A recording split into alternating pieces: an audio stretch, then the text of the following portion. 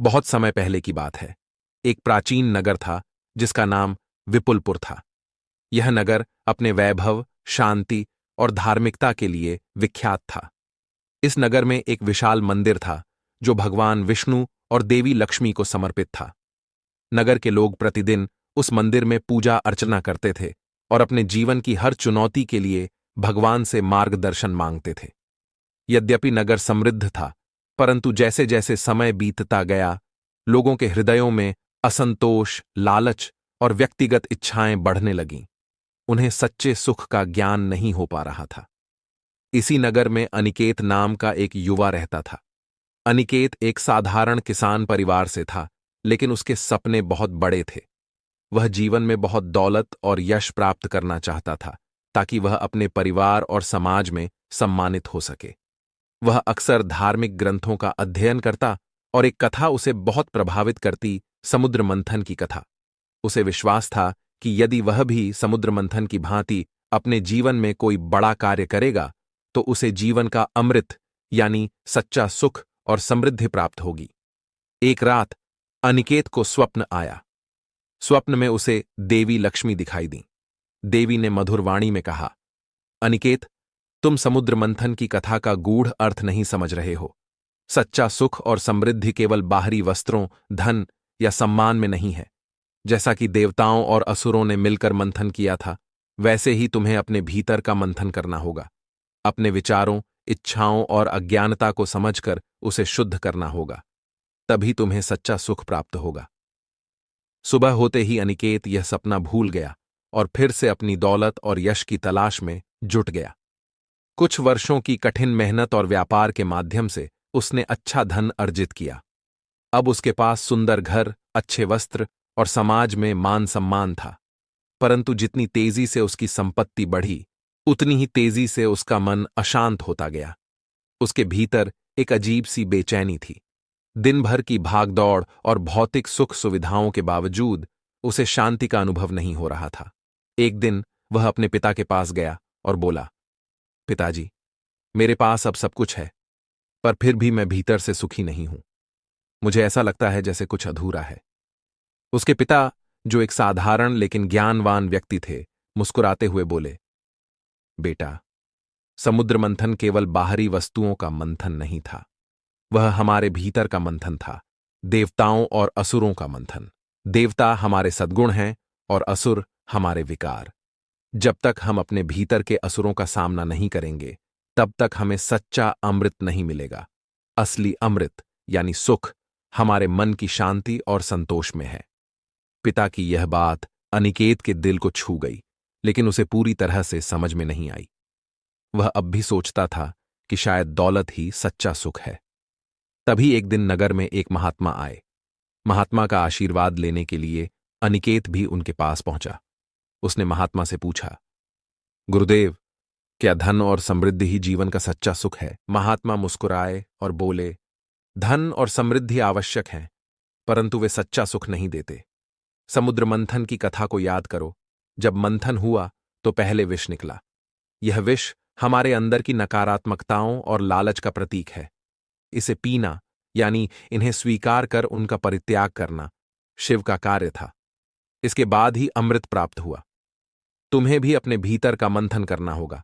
अपने भीतर के असुरों जैसे क्रोध, ईर्ष्या, लालच और अहंकार का सामना करना होगा। तभी तुम सच्चा सुख प्राप्त कर पाओगे। यह सुनकर अनिकेत की आंखें खुल गईं। उसने समझ लिया कि सच्चा मंथन बाहरी नहीं बल्कि आंतरिक है। उसने अपने जीवन में एक नया दृष्टिकोण अपनाया। अब वह दौलत की ओर नहीं, बल्कि अपने मन की शांति की ओर बढ़ने लगा। उसने अपने भीतर के विकारों को पहचान कर उन्हें दूर करना शुरू किया। धीरे धीरे उसे छोटी छोटी चीजों में आनंद मिलने लगा। सुबह की शीतल हवा, मंदिर में दियों की जगमगाहट और अपने माता पिता की मुस्कान। वह अब समझ चुका था कि सच्चा सुख दौलत या भौतिक सुखों में नहीं है। वह जीवन के हर पल में, हर अनुभव में छिपा है। भगवान विष्णु और देवी लक्ष्मी का आशीर्वाद उसी को मिलता है जो अपने भीतर शांति और संतोष को स्थान देता है। कुछ समय बाद अनिकेत ने अपने गांव के लोगों को भी यह ज्ञान दिया। उसने उन्हें सिखाया कि सच्चा सुख अपने भीतर है। बाहरी दुनिया के प्रलोभनों से प्रभावित होकर हम अपने मन की शांति खो बैठते हैं। धीरे धीरे विपुलपुर के लोग भी इस बात को समझने लगे और उनका जीवन फिर से खुशहाल और शांतिपूर्ण हो गया। समुद्र मंथन की पौराणिक कथा हमें यह सिखाती है कि जीवन में सच्चा सुख केवल भौतिक संपत्ति में नहीं है। असली सुख तब प्राप्त होता है जब हम अपने भीतर के विकारों को पहचानते हैं, उन्हें दूर करते हैं और अपने जीवन में संतोष और शांति को अपनाते हैं। जिस प्रकार देवताओं ने विष का सामना करके अमृत पाया, हमें भी अपने अंदर के विष यानी नकारात्मक भावनाओं का सामना करके सच्चा सुख और शांति प्राप्त करनी होगी। जीवन की छोटी छोटी चीजों में आनंद ढूंढने का अर्थ ही सच्चा सुख है। खुश रहने के सबसे आसान तरीके क्या है? हमें लगता है कि खुश रहने के लिए कुछ खास तरह के हालात होने चाहिए, तभी हम खुश रह सकते हैं। हम आपको 10 सीख बताते हैं जिनकी मदद से आप आनंद पा सकते हैं। हम जीवन में जो भी करते हैं खुशी पाने के लिए करते हैं, लेकिन दुर्भाग्य से खुश रहना काफी मुश्किल काम लगता है। हमें लगता है कि खुश रहने के लिए कुछ खास तरह के हालात होने चाहिए, तभी हम खुश रह सकते हैं, लेकिन ऐसा नहीं है। हम बता रहे हैं कुछ आसान से नुस्खे जिन्हें अपनाकर आप हर हाल में हम खुश रह सकते हैं। जब आप बुनियादी रूप से खुश होते हैं, जब आपको खुश रहने के लिए कुछ करना नहीं पड़ता, तो आपके जीवन के हर आयाम में बदलाव आ जाएगा। आपके अनुभवों में और खुद को व्यक्त करने के तरीकों में बदलाव आ जाएगा। आपको पूरी दुनिया बदली हुई लगेगी। आपका अब कोई निहित स्वार्थ नहीं होगा, क्योंकि चाहे आप कुछ करें या ना करें, चाहे आपको कुछ मिले या ना मिले, चाहे कुछ हो या ना हो, आप स्वभाव से ही आनंदित होंगे। जब आप अपने स्वभाव से ही खुश होते हैं, तो आप जो भी करेंगे वह बिल्कुल अलग स्तर पर होगा। तो पहली सीख है, ध्यान रखें कि खुश रहना आपकी बुनियादी जिम्मेदारी है। किसी इंसान की पहली और सबसे महत्वपूर्ण जिम्मेदारी एक खुशमिजाज प्राणी होने की है। खुश रहना जीवन का चरम पहलू नहीं है, यह जीवन का बुनियादी पहलू है। अगर आप खुश नहीं हैं तो आप अपने जीवन में क्या कर सकते हैं? एक बार आप खुश हों, तभी दूसरी महान संभावनाएं खुलती हैं। चाहे आप जो भी करें, आप अपने अंदरूनी गुणों को ही विस्तार देते हैं और जगाते हैं। चाहे आप इस बात को पसंद करें या नहीं, हकीकत यही है। जब तक कि कोई महत्वपूर्ण चीज आपके भीतर घटित नहीं होती, आप दुनिया के लिए कुछ बहुत महत्वपूर्ण नहीं कर सकते। इसलिए अगर आप दुनिया के बारे में चिंतित हैं, तो पहली चीज आपको यह करनी चाहिए कि खुद को एक खुशमिजाज प्राणी में रूपांतरित करें। दूसरी सीख, पहचानें कि खुशी आपकी मूल प्रकृति है। इससे कोई फर्क नहीं पड़ता कि आप अपने जीवन में क्या कर रहे हैं, चाहे वह कारोबार हो, सत्ता, शिक्षा या सेवा। आप ऐसा इसीलिए कर रहे हैं क्योंकि आपके भीतर कहीं गहराई में एक भावना है कि इससे आपको खुशी मिलेगी। इस धरती पर हम जो कुछ भी करते हैं वह खुश रहने की इच्छा से करते हैं, क्योंकि यह हमारी मूल प्रकृति है। जब आप बच्चे थे तो आप यूं ही खुश थे, वही आपकी प्रकृति है। खुशी का स्रोत आपके भीतर है। आप उसे हमेशा के लिए एक जीवंत अनुभव बना सकते हैं। तीसरी सीख, चीजों का महत्व पहचानें। आज सुबह क्या आपने देखा कि सूर्य बहुत अद्भुत तरीके से उगा? फूल खिले, कोई सितारा नीचे नहीं गिरा, तारामंडल बहुत अच्छी तरह काम कर रहे हैं, सब कुछ व्यवस्थित है। आज समूचा ब्रह्मांड बहुत बढ़िया तरीके से काम कर रहा है, मगर आपके दिमाग में आया किसी विचार का एक कीड़ा आपको यह मानने पर मजबूर कर देता है कि आज बुरा दिन है। कष्ट मुख्य रूप से इसलिए होता है क्योंकि ज्यादातर इंसान इस जीवन के प्रति सही नजरिया खो बैठे हैं। उनकी मनोवैज्ञानिक प्रक्रिया अस्तित्व की प्रक्रिया से कहीं बड़ी हो गई है, या सीधे सीधे कहें तो आपने अपनी रचना को सृष्टा की सृष्टि से कहीं अधिक महत्वपूर्ण बना दिया है। यह सारी पीड़ा का बुनियादी स्रोत है। हम इस बात की पूरी समझ खो बैठे हैं कि यहां जीवित रहने के क्या मायने हैं। आपके दिमाग में आया कोई विचार या आपके मन की कोई भावना फिलहाल आपके अनुभव की प्रकृति को तय करती है, और यह भी हो सकता है कि आपके विचार और भावना का आपके जीवन की सीमित हकीकत से कोई लेना देना न हो। पूरी सृष्टि बहुत बढ़िया तरीके से घटित हो रही है, मगर सिर्फ एक विचार या भावना सब कुछ नष्ट कर सकती है। चौथी सीख है, अपने मन या दिमाग को उसके असली रूप में देखें। जिसे आप मेरा मन कहते हैं, वह असल में आपका नहीं है। आपका अपना कोई मन नहीं है। कृपया इस पर ध्यान दें, जिसे आप मेरा मन कहते हैं, वह बस समाज का कूड़ेदान है। कोई भी और हर कोई जो आपके पास से गुजरता है, वह आपके दिमाग में कुछ न कुछ डाल जाता है। आप वाकई यह चुन नहीं सकते कि किससे आपको चीजें ग्रहण करनी है और किससे नहीं करनी। अगर आप कहते हैं मुझे यह व्यक्ति पसंद नहीं है, तो आप किसी भी और से ज्यादा उस इंसान से ग्रहण करेंगे। आपके पास कोई चारा नहीं है। अगर आपको इस बात की जानकारी हो कि उसे ठीक करके कैसे इस्तेमाल करना है, तो यह कूड़ेदान उपयोगी हो सकता है।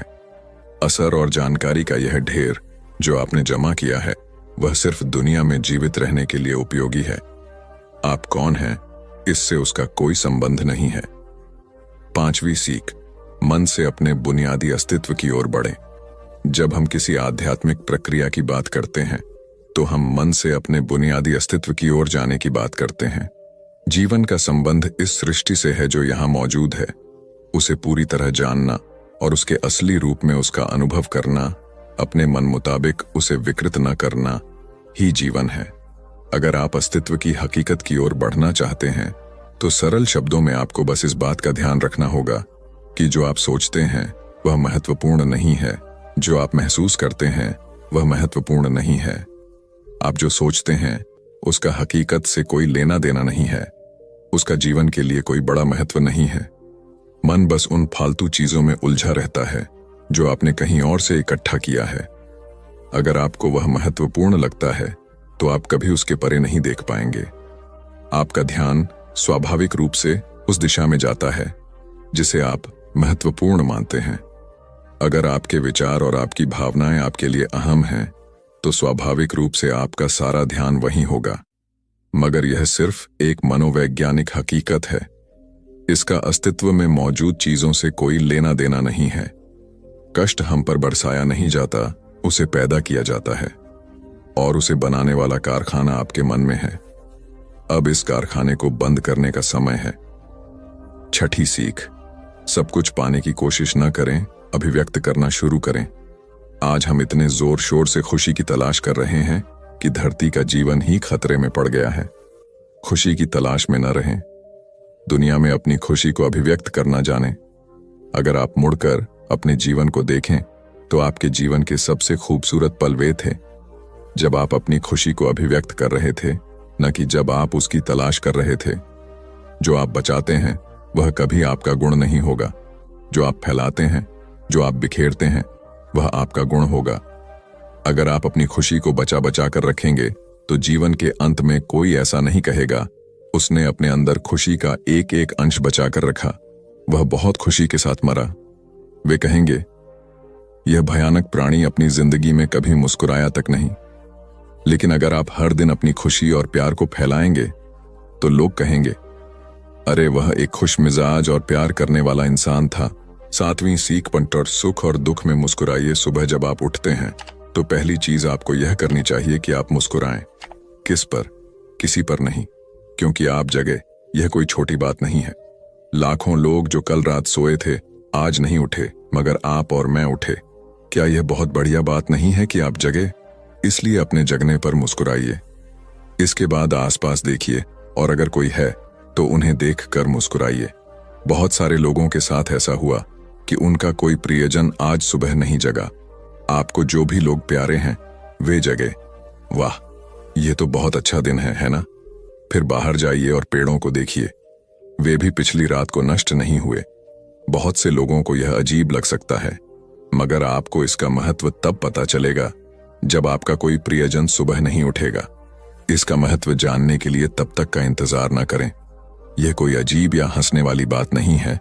यह सबसे कीमती चीज है कि आप जीवित हैं, और जो भी आपके लिए मायने रखता है वह जीवित है। इस दुर्भाग्यपूर्ण रात जब इतने सारे लोग नहीं उठे और कितने सारे लोगों के प्रियजन नहीं उठे, तब आप और आपके प्रियजन उठ पाए।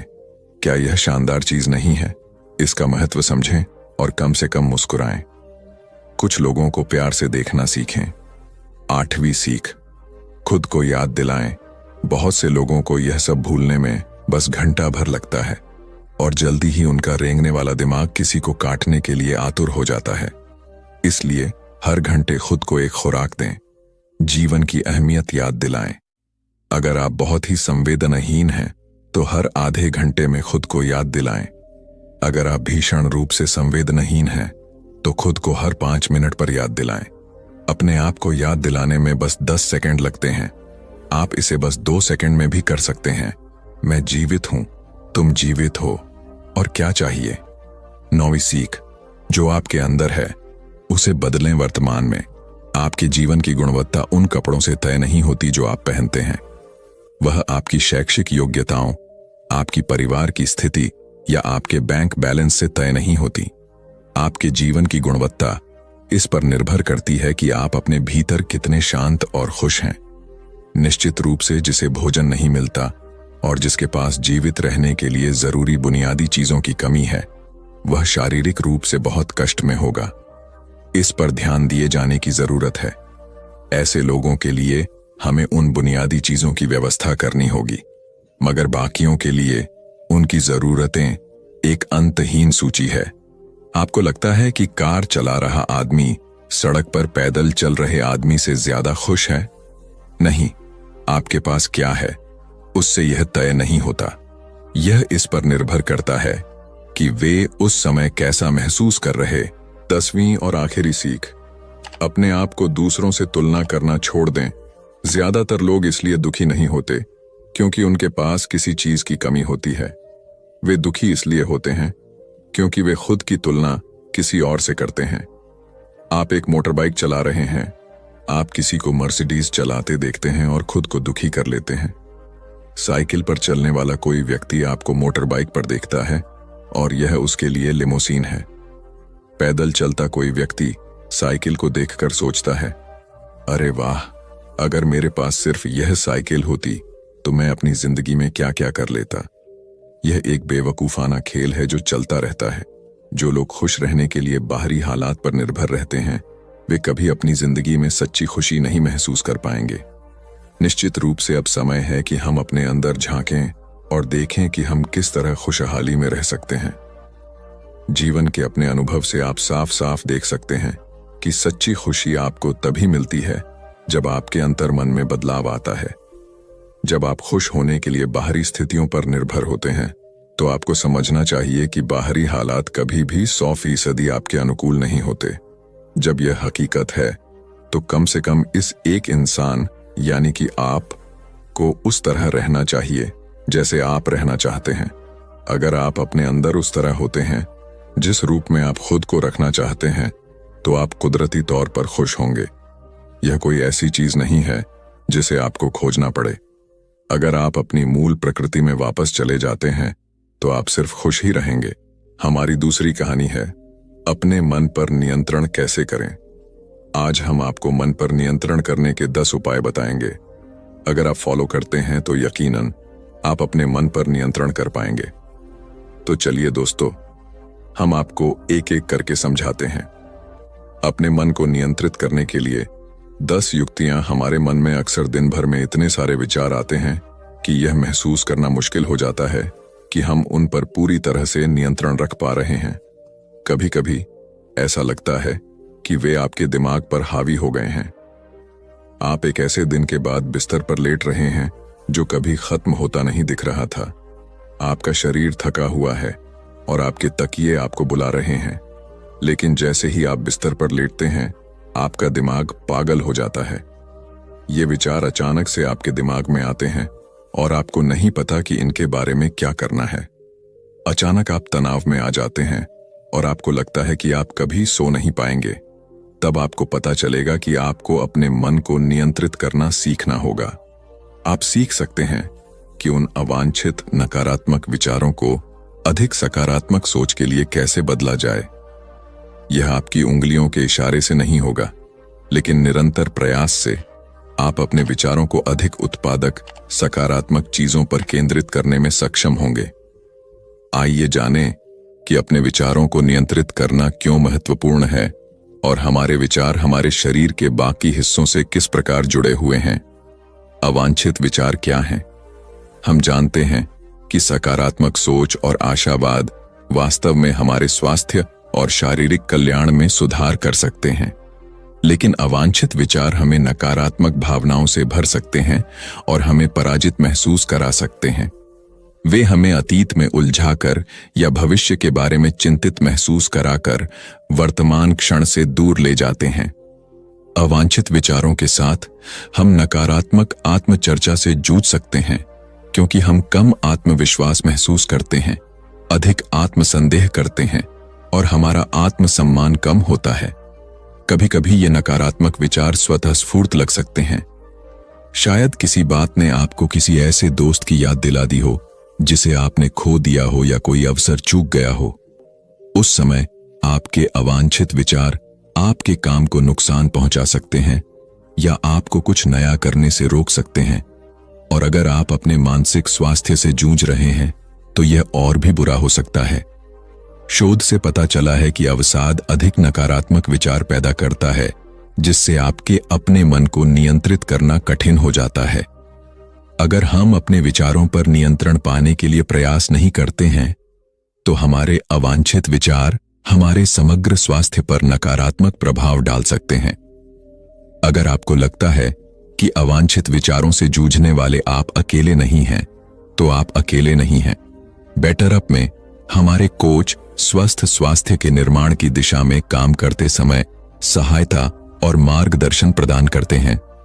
अवांछित विचारों से दूर अपने मन पर नियंत्रण पाना सीखना आसान नहीं है। इसके लिए कड़ी मेहनत और भरपूर ध्यान की आवश्यकता होती है। कुछ दिनों में आपके अवांछित विचार आप पर भारी पड़ सकते हैं, लेकिन महत्वपूर्ण बात यह है कि आप इस विचार से बचें। क्या आप अपने मन को नियंत्रित कर सकते हैं? क्योंकि आप निश्चित रूप से कर सकते हैं। माइंडफुलनेस मेडिटेशन और श्वास व्यायाम का अभ्यास करें। अपने आत्मसंवाद में अपमान के स्थान पर सकारात्मक कथनों को शामिल करें। अपने दिमाग को शांत करने के लिए दिन में कुछ समय रुकें। नकारात्मक विचारों को जन्म देने वाली चीजों से बचें, जैसे सोशल मीडिया पर स्क्रॉल करना। यदि आप भ्रमित हैं या अनिश्चित हैं कि कैसे सोचें, तो अपने अवांछित विचारों जैसे चिंतन या बुरे रवैये का कारण बनने वाले पैटर्न की पहचान करने के लिए बेहतर आत्म जागरूकता विकसित करें। अपने भीतर के आलोचक को चुनौती देने और परिस्थितियों के प्रति अपने दृष्टिकोण को बदलकर अधिक सकारात्मक बनने का प्रयास करें। सुनिश्चित करें कि आप व्यायाम करने के बाद या तनावपूर्ण दिन में अपने दिमाग को ठीक से आराम दें। अपने विचारों को डायरी में लिखें और उन्हें बाहर निकालें तथा अपनी भावनाओं को व्यक्त करें। सहायता के लिए किसी चिकित्सक, जीवन प्रशिक्षक या किसी विश्वसनीय मित्र या प्रियजन सीखें कि अपने विचारों को स्वीकार करना ठीक है, लेकिन उन विचारों को छोड़ दें जो आपके उद्देश्य की पूर्ति नहीं करते। नकारात्मक, निराशावादी लोगों की बातें सुनना बंद करें और उनकी सलाह पर ध्यान न दें। जब आप अवांछित विचारों से अभिभूत हो जाएं, तो सकारात्मक कल्पना का अभ्यास करें। अपना ध्यान भटकाएं, चाहे वह किसी दोस्त को कॉल करना हो, कोई शो देखना हो या टहलने जाना हो। कुर्सी पर आराम करती महिला अपने मन को कैसे नियंत्रित करें? अपने मन पर नियंत्रण रखना क्यों महत्वपूर्ण है? अपने मन पर नियंत्रण रखने से हमें अपने अल्पकालिक और दीर्घकालिक लक्ष्यों को प्राप्त करने में मदद मिलती है। यह हमें एक स्पष्ट, आत्मविश्वासी, विकास मानसिकता के साथ पेशेवर और व्यक्तिगत रूप से अपने दिन गुजारने में मदद करता है। जब हमारे मन पर आक्रमण हो रहा हो, तो अपने लक्ष्यों को प्राप्त करना कठिन हो जाता है, विशेषकर तब जब आक्रमण हमारे भीतर से हो रहा हो। ये हमले हमारा ध्यान भटका सकते हैं, हमें खुद पर संदेह करवा सकते हैं और हमारी प्रगति को पटरी से उतार सकते हैं। लेकिन आप जिस चीज पर ध्यान देते हैं, उसका असर आपके जीवन पर पड़ता है। अगर आप अपने नकारात्मक विचारों को दूर करना सीख जाते हैं, तो आपके लिए सकारात्मक सोच बनाए रखना आसान हो जाएगा। नकारात्मक सोच से बचने पर अपना ध्यान केंद्रित करने की कोशिश करें। अधिक केंद्रित मानसिकता के साथ, जो अवांछित विचारों से दबी हुई नहीं है, हम वह हासिल कर सकते हैं जिसे हम हासिल करना चाहते हैं। कभी कभी हमें अपने मन को उन विचारों से दूर रखना पड़ता है जो सकारात्मक लगते हैं, लेकिन वास्तव में हमें किसी नकारात्मक या परेशान करने वाली चीज की ओर ले जा सकते हैं। अपने परिवेश के बारे में यथार्थवादी होना और स्वस्थ आशावादी होना महत्वपूर्ण है। बहुत ज्यादा सकारात्मक होना, इस हद तक कि यह विषाक्त हो जाए, हमारे दिमाग के लिए भी अच्छा नहीं है। इसे पहचानना और नियंत्रित करना उतना ही महत्वपूर्ण है जितना कि अपने अवांछित विचारों को प्रबंधित करना। अपने मन को नियंत्रित करने के क्या लाभ हैं? अपने विचारों पर नियंत्रण रखने से आपको कई अलग अलग लाभ मिलते हैं जो आपके जीवन के हर पहलू को प्रभावित करते हैं। हमारा मानव मस्तिष्क पेशेवर और व्यक्तिगत दोनों तरह से कड़ी मेहनत करता है, इसलिए अपने मन को नियंत्रित करने के लाभ बहुत दूर तक फैले हुए हैं। अपनी भावनाओं को स्वस्थ तरीके से नियंत्रित करने में सक्षम होने से हमें अपने कार्यों को नियंत्रित करने में मदद मिलती है। हम हर दिन कई तरह की भावनाओं को महसूस करते हैं और उन्हें व्यक्त करना महत्वपूर्ण है, लेकिन नियंत्रण छोड़ना सीखना भी महत्वपूर्ण है और यह हमें उन विचलित करने वाले या अवांछित विचारों से छुटकारा पाने में मदद करेगा। अपने मन को नियंत्रित करने से आपको 8 लाभ मिल सकते हैं। आप अपने रिश्तों में सीमाएं तय करना जानते हैं क्योंकि आप जानते हैं कि आपको क्या चाहिए और क्या चाहिए। आपके विचार अधिक उद्देश्यपूर्ण और सार्थक हैं। आप जीवन में अधिक स्वस्थ और खुशहाल जीवन विकसित कर सकते हैं। आप अपने सामने आने वाली किसी भी चुनौती पर रचनात्मक, प्रभावी तरीके से विजय प्राप्त कर सकते हैं। निर्णय लेने के मामले में आपके पास अधिक अंतर्दृष्टि है। आप में आत्म जागरूकता की भावना अधिक होती है। आप रात को बेहतर नींद लेते हैं क्योंकि आपका मन शांत रहता है। आप अपने विचारों के प्रति सजग हैं, चाहे वे सकारात्मक हों या नकारात्मक। हम कई स्थितियों में सावधान और नियंत्रण में रहने का अनुभव कर सकते हैं। काम पर समय प्रबंधन की अच्छी समझ होना ऐसा सिर्फ इसलिए नहीं होता कि हम अपने कैलेंडर का सही इस्तेमाल करते हैं। ऐसा इसलिए होता है क्योंकि हम अपने ऊर्जा स्तर, विचारों और कार्यों के प्रति, भावनाओं के प्रति सजग रहते हैं। इस नियंत्रण को छोड़ देने से हमें काम पर बर्नआउट के तनाव से उबरने में भी मदद मिलती है। हम सब कुछ नहीं कर सकते, चाहे हम कितनी भी कोशिश कर लें। अगर हम चिंता या उच्च तनाव के स्तर पर हैं, तो माइंडफुलनेस तब मददगार हो सकती है जब हम अपने मन को नियंत्रित करना सीख लें। माइंडफुल प्रैक्टिस हमें अपने तनाव को प्रबंधित करने और उसे कम करने में मदद करती है। शोध में यह भी पाया गया है कि माइंडफुलनेस मेडिटेशन और गहरी सांस लेने से लोगों को चिंता पर काबू पाने में मदद मिलती है। अपने मन पर ध्यान केंद्रित करने से हम अपने कार्यों और व्यवहार के साथ अधिक जानबूझकर हो सकते हैं। मन, शरीर और भावनाओं के बीच संबंध, हमने अपने विचारों के बारे में बहुत बात की है, लेकिन हम यह नहीं भूल सकते कि हमें अपने मन को नियंत्रित करने के लिए अपने शरीर की स्थिति और भावनाओं के बारे में जागरूक होने की आवश्यकता है। चूंकि हमारा मन, शरीर और भावनाएं सभी एक दूसरे से जुड़े हुए हैं, इसलिए हमें अपने संपूर्ण व्यक्तित्व के बारे में सोचना होगा। जीवन जीने के लिए एक संपूर्ण व्यक्ति दृष्टिकोण का मतलब है कि यह सब आपके बारे में है।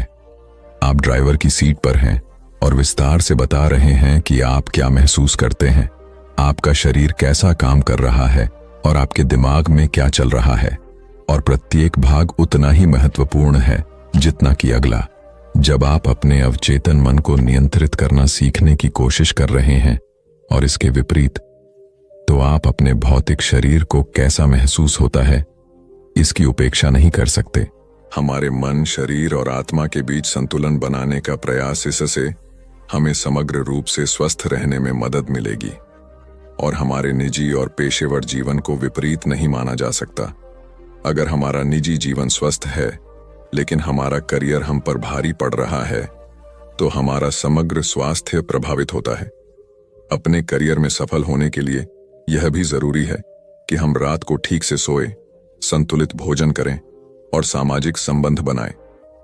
अगर आप किसी एक क्षेत्र की उपेक्षा कर रहे हैं क्योंकि वह महत्वहीन लगता है, तो आप अपना जीवन नहीं बदल सकते। आप एक संपूर्ण व्यक्ति हैं और आपको अपने संपूर्ण स्व का ध्यान रखना चाहिए। याद रखें, आप अपने मन के मालिक हैं, जैसा कि संपूर्ण व्यक्ति दृष्टिकोण बताता है। अपने आप को यह याद दिलाना महत्वपूर्ण है कि आप नियंत्रण में हैं। कोई और आपको यह नहीं बता सकता कि आपको क्या सोचना चाहिए या क्या नहीं, इसलिए यह आप पर निर्भर है कि आप क्या काम करते हैं। कभी कभी अपने अवांछित विचारों को चुनौती देना और उन्हें दूर करने के लिए आवश्यक कड़ी मेहनत करना कठिन हो सकता है, लेकिन बहादुर बनकर और अब भी नकारात्मक विचारों से निपटना भविष्य में स्वस्थ, अधिक सकारात्मक सोच के लिए जगह बनाएगा। आप तय करते हैं कि आपके मन में कौन से विचार आते हैं और आप उनसे कैसे बातचीत करते हैं। भविष्य में अपने आप से पूछें, क्या आप अपने मन को खुद पर नियंत्रण करने देंगे या आप अपने मन को नियंत्रित करना सीखने की दिशा में काम करेंगे। हर किसी को यह महसूस करने का हक है कि उनका दिमाग उनका अपना है। यह आपको आवश्यक सहायता प्रदान कर सकता है ताकि आप अपने अवांछित विचारों से छुटकारा पा सकें और उन्हें ऐसे विचारों से प्रतिस्थापित कर सकें जो आपकी भलाई में मदद करते हैं। तो चलिए अब चलते हैं अपनी तीसरी और आखिरी कहानी की तरफ। ये स्टोरी हम आपको एक कहानी के माध्यम से साझाएंगे, तो चलिए शुरू करते हैं। एक राजा ने अपने पुरुषार्थ से राज्य को समृद्ध बना दिया था। राज्य में रण बड़ी सुखी थी क्योंकि वह प्रत्येक वर्ग के हितों को ध्यान में रखकर काम करता था। जब राजा वृद्ध हुआ तो उसे योग्य उत्तराधिकारी को चिंता सताने लगी, क्योंकि उसे लगता कि योग्य उत्तराधिकारी के बिना सुव्यवस्था अव्यवस्था में बदल जाएगी और प्रजा की परेशानी बढ़ जाएगी। हालांकि राजा का एक बेटा था, किंतु वह अत्यधिक आलसी और कर्महीन था। वह स्वयं को मालिक समझता और शेष सभी को अपना गुलाम। यह अहंकार उसके आचरण में सदैव झलकता था। राजा उसे सुधारने के उद्देश्य से बुद्ध के आश्रम में छोड़ आया। बुद्ध ने अगले ही दिन राजकुमार को आदेश दिया, वत्स, यहां से 5 कोस पर एक जंगल है, तुम वहां जाकर फूलों के कुछ पौधे ले आओ और उन्हें आश्रम के अहाते में लगा दो। यह सुनते ही राजकुमार को बड़ा क्रोध आया, क्योंकि उसने तो आदेश देना ही सीखा था। चूंकि उसके पिता ने बुद्ध को बात मानने को कहा था, इसलिए वह मन मारकर जंगल गया और फूलों के पौधे लाकर आश्रम में लगा दिए। राजकुमार ने उन्हें सींचा और जानवरों से बचाने के लिए उनकी रात दिन रखवाली की। कुछ महीनों में सारा आश्रम भांति भांति के सुंदर फूलों से खिल उठा। राजकुमार अपनी मेहनत का ऐसा फल देखकर बहुत प्रसन्न हुआ। बुद्ध ने उसे शाबाशी देते हुए समझाया, वत्स, याद रखो, जो सोता है उसका भाग्य भी सो जाता है और जो चलता है उसका भाग्य निरंतर उसके साथ चलता है। अब राजकुमार कर्मठ बन चुका था। राजा को अपना योग्य उत्तराधिकारी मिल गया था। कर्म सफलता की कुंजी है, अतः सदैव कर्मरत रहना चाहिए। एक दिन एक शिक्षित युवक बुद्ध के पास आया। उसने बुद्ध को प्रणाम कर अपनी जिज्ञासा रखी, गुरुजी, आप ईश्वर की बात करते हैं, क्या आपने ईश्वर के दर्शन किए हैं जो आप साधिकार इस विषय पर इतना कुछ कह पाते हैं? बुद्ध ने कुछ नहीं कहा और स्नेहपूर्वक उसके सिर पर हाथ फेर दिया। युवक ने समझा कि बुद्ध के पास मेरे प्रश्न का उत्तर नहीं है। फिर उन्होंने कहा, आओ हम कुछ देर यहाँ के बगीचे में घूमें। बगीचे में गुलाब और रजनीगंधा के सुगंधित फूल लगे थे। युवक बोला, गुरुजी, इन फूलों की सुगंध से सारा वातावरण महक रहा है। बुद्ध ने कहा, वत्स, तुम ठीक कहते हो, किंतु एक बात बताओ कि यह सुगंध तुम्हें दिखाई दे रही है? युवक बोला, जी नहीं, सुगंध तो अनुभव की जाती है। तब बुद्ध ने कहा, बस यही तुम्हारे प्रश्न का उत्तर है। तुम्हारे शरीर में जब कभी कहीं चोट लगती है तो दर्द होता है। क्या इस दर्द को तुम देख सकते हो? युवक बोला, नहीं, वह भी अनुभूत ही होता है। बुद्ध ने अंतिम रूप से युवक का समाधान करते हुए कहा, आत्मा और परमात्मा के साथ भी यही बात है। आत्मा को परमात्मा की अनुभूति के द्वारा उसका साक्षात्कार होता है, न कि स्थूल नेत्रों से। युवक अब पूर्णतः संतुष्ट था। बुद्ध का आभार मानते हुए वह चला गया। परमात्मा सदैव अनुभूति के स्तर पर ही घटता है और यह घटना तब होती है जब मन पूर्णतः निर्लिप्त तथा संभव को प्राप्त हो चुका हो। महात्मा बुद्ध नदी के किनारे एकांत में अपनी कुटिया में रहते थे। उन्होंने कुटिया के चारों ओर हरे भरे वृक्ष लगा रखे थे, जिन पर सुबह शाम पक्षियों का कलरव गूंजता रहता था। प्रकृति का यह मधुर सान्निध्य महात्मा बुद्ध को सदैव आनंदित रखता था। पक्षी और पेड़ पौधे तो मानो उनका परिवार ही बन गए थे। एक दिन महात्मा बुद्ध प्रातःकालीन उठे ही थे कि द्वार पर उन्हें एक सेठ जी खड़े नजर आए। उन्हें चिंताग्रस्त देख महात्मा बुद्ध ने उनसे समस्या जाननी चाहिए। सेठ जी बोले, महाराज, मेरे पास विशाल संपदा है, भरा पूरा परिवार है और मुझे कोई रोग भी नहीं है। फिर भी मुझे नींद नहीं आती, रात भर करवटें ही बदलता रहता हूं। महात्मा बुद्ध ने आत्मीयता से सेठ जी के सिर पर हाथ फेरकर कहा, सेठ, तुम्हारे पास सब कुछ भले ही हो, किंतु वह नहीं है जो नींद के लिए आवश्यक है। सेठ ने पूछा, वह क्या है महाराज? महात्मा बोले, तुम चारों ओर चिंताओं से घिरे हो, धन संपत्ति की चिंता, व्यापार व्यवसाय की चिंता, परिवार की चिंता।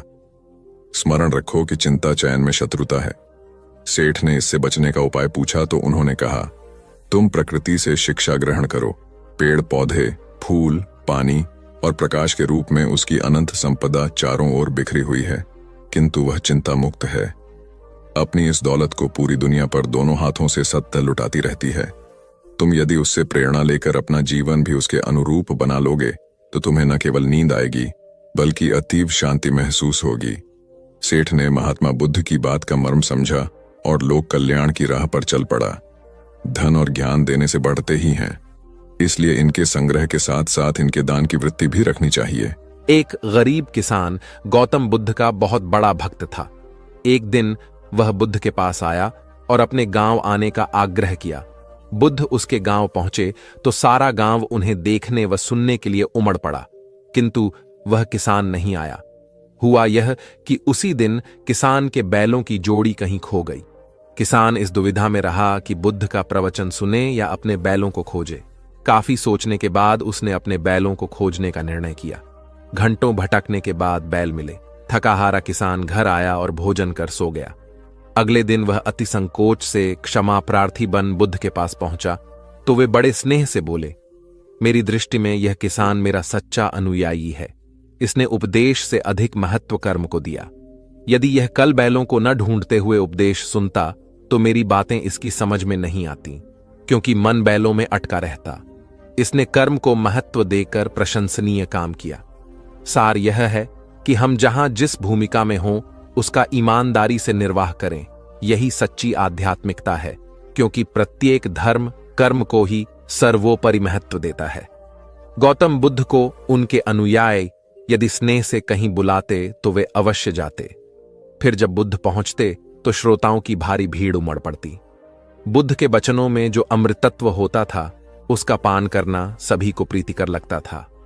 उनके उपदेशों में ऐसा कुछ अवश्य होता था जिससे गंभीर समस्याएं सुलझ जाती और कुछ न कुछ सार्थक भी प्राप्त हो।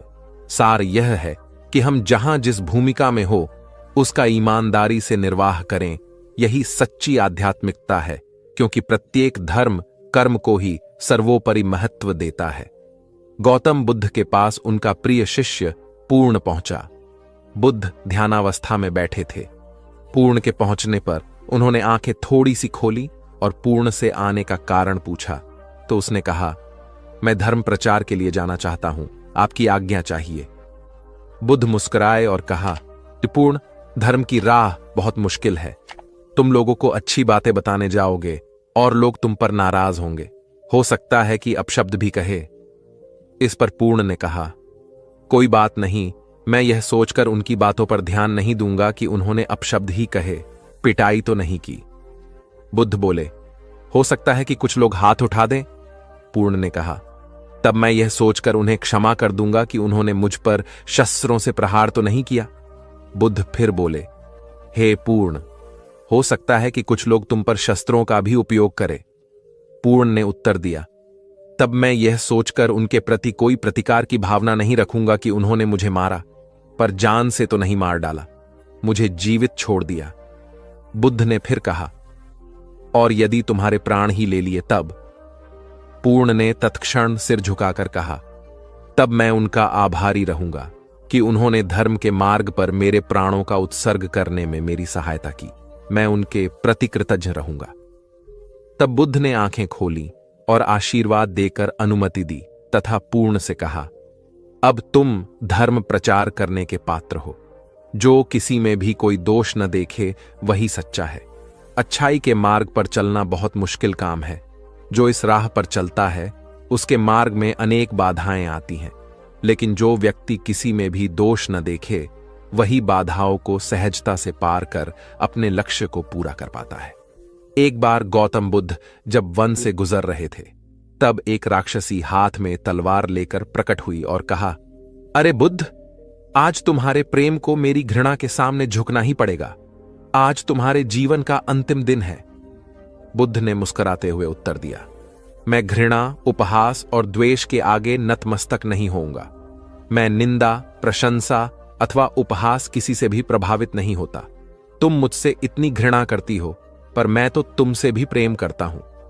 राक्षसी ने पूछा, तुम मुझसे प्रेम क्यों करते हो? बुद्ध बोले, मैं तुम्हें मां का रूप देख रहा हूं और मां तो प्रेम का रूप होती है, उसमें हिंसा हो ही नहीं सकती। इतना सुनते ही राक्षसी के हाथ से तलवार गिर पड़ी। हे बुद्ध, तुम धन्य हो। इतना कहते ही बहदेवी में बदल गई और अंतर्धान हो गई। दरअसल जो लोग दूसरों से द्वेष करते हैं, अंत में एक दिन घृणा उन्हें नष्ट कर देती है।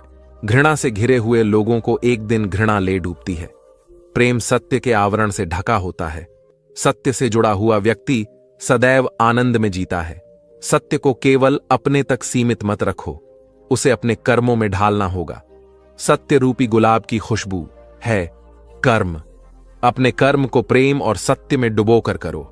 प्रेम और सत्य मनुष्य को विकास की ओर ले जाते हैं। ध्यान रहे कि ये दोनों मार्ग ईश्वर की ओर जाते हैं। इस मार्ग पर चलने वाले सहज में ही आनंद और शांति को पा लेते हैं।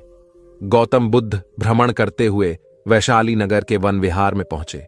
उनके आगमन का समाचार पूरे नगर में फैल गया। कुछ ही समय में मानो पूरा नगर उनके दर्शन के लिए उमड़ पड़ा। बड़े व्यापारी, शिक्षाविद, समाज सेवी, अधिकारी और राज परिवार से जुड़े कई वरिष्ठ भी वहां पहुंचे। सभी की भावना थी कि तथागत बुद्ध अपने शिष्यों सहित उनके निवास पर पहुंचे एवं भोज का आमंत्रण स्वीकारें। बुद्ध सभी के निवेदन को सुन रहे थे और स्वभावगत मुस्कान के साथ आमंत्रण का आभार व्यक्त कर रहे थे। तभी वैशाली की यात गणिका आम्रपाली भी वहां पहुंची। वह बुद्ध की शिक्षा से प्रेरित होकर बहुत पहले ही अपनी गणिका वृत्ति त्याग चुकी थी। उसने भी बुद्ध को भोजन का आमंत्रण दिया। बुद्ध ने तत्काल उसे स्वीकार किया और अगले दिन भिक्षुओं सहित उसके घर आने की सहमति दे दी। बुद्ध के एक शिष्य को यह बात अच्छी नहीं लगी कि इतने सारे वरिष्ठों के निवेदन के बावजूद बुद्ध ने आम्रपाली का आमंत्रण स्वीकारा। शिष्य की दृष्टि में आम्रपाली गणिका होने से घृणित कर्म से जुड़ी रही थी। जब सभी लोग चले गए, तब शिष्य ने पूछा, भगवान, इतने लोगों ने आपको न्योता दिया, फिर आपने आम्रपाली का ही आमंत्रण क्यों स्वीकारा? बुद्ध ने कहा, माना वह गणिका थी, लेकिन पश्चाताप की अग्नि में तपकर वह निर्मल हो चुकी है।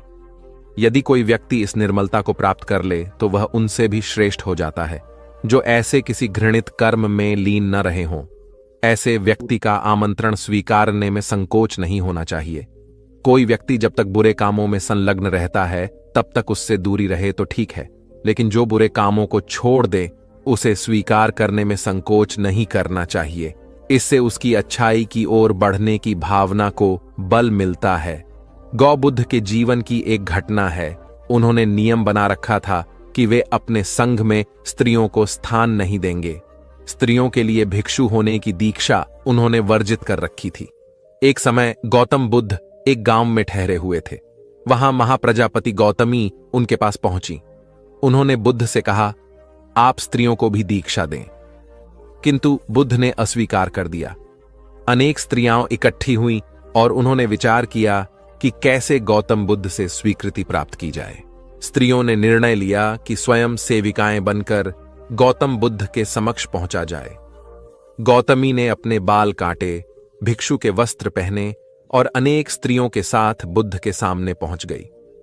उनकी यह मांग थी कि स्त्रियों को भी दीक्षा दी जाए।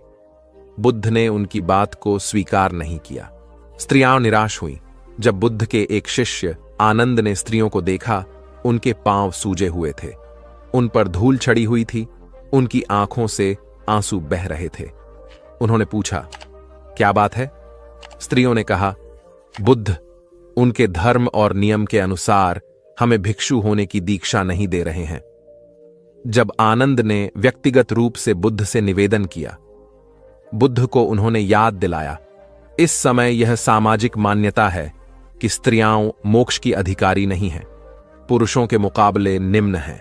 तो क्या आप भी यह मानते हैं और इसलिए उन्हें दीक्षित नहीं कर रहे हैं? बुद्ध का उत्तर था, मुझे गलत न समझा जाए।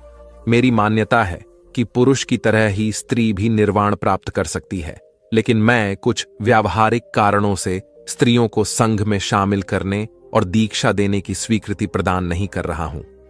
आनंद का उत्तर था, सिद्धांत और व्यवहार में परिवर्तन करना चाहिए। बुद्ध को बात जच गई और उन्होंने यह घोषणा की, जो स्त्रियां भिक्षु होना चाहेंगी उन्हें कुछ नियमों का पालन करना होगा। स्त्रियों ने स्वीकार किया और तब से स्त्रियां भी बौद्ध बनने लगीं। गौतम बुद्ध एक बार अपने शिष्यों के साथ प्रवास पर निकले। एक नगर से दूसरे नगर तक जाने की राह में वन पड़ता था। वन क्षेत्र में प्रवेश करने के साथ ही कुछ दूर चलने पर बुद्ध एक जगह रुक गए।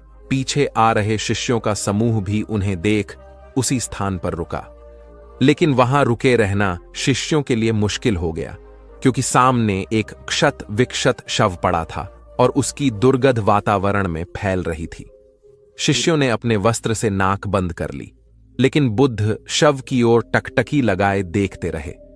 एक शिष्य ने साहस कर विनम्रतापूर्वक गौतम बुद्ध से अनुरोध किया, भगवान, यहां से शीघ्र चलना ही उचित होगा।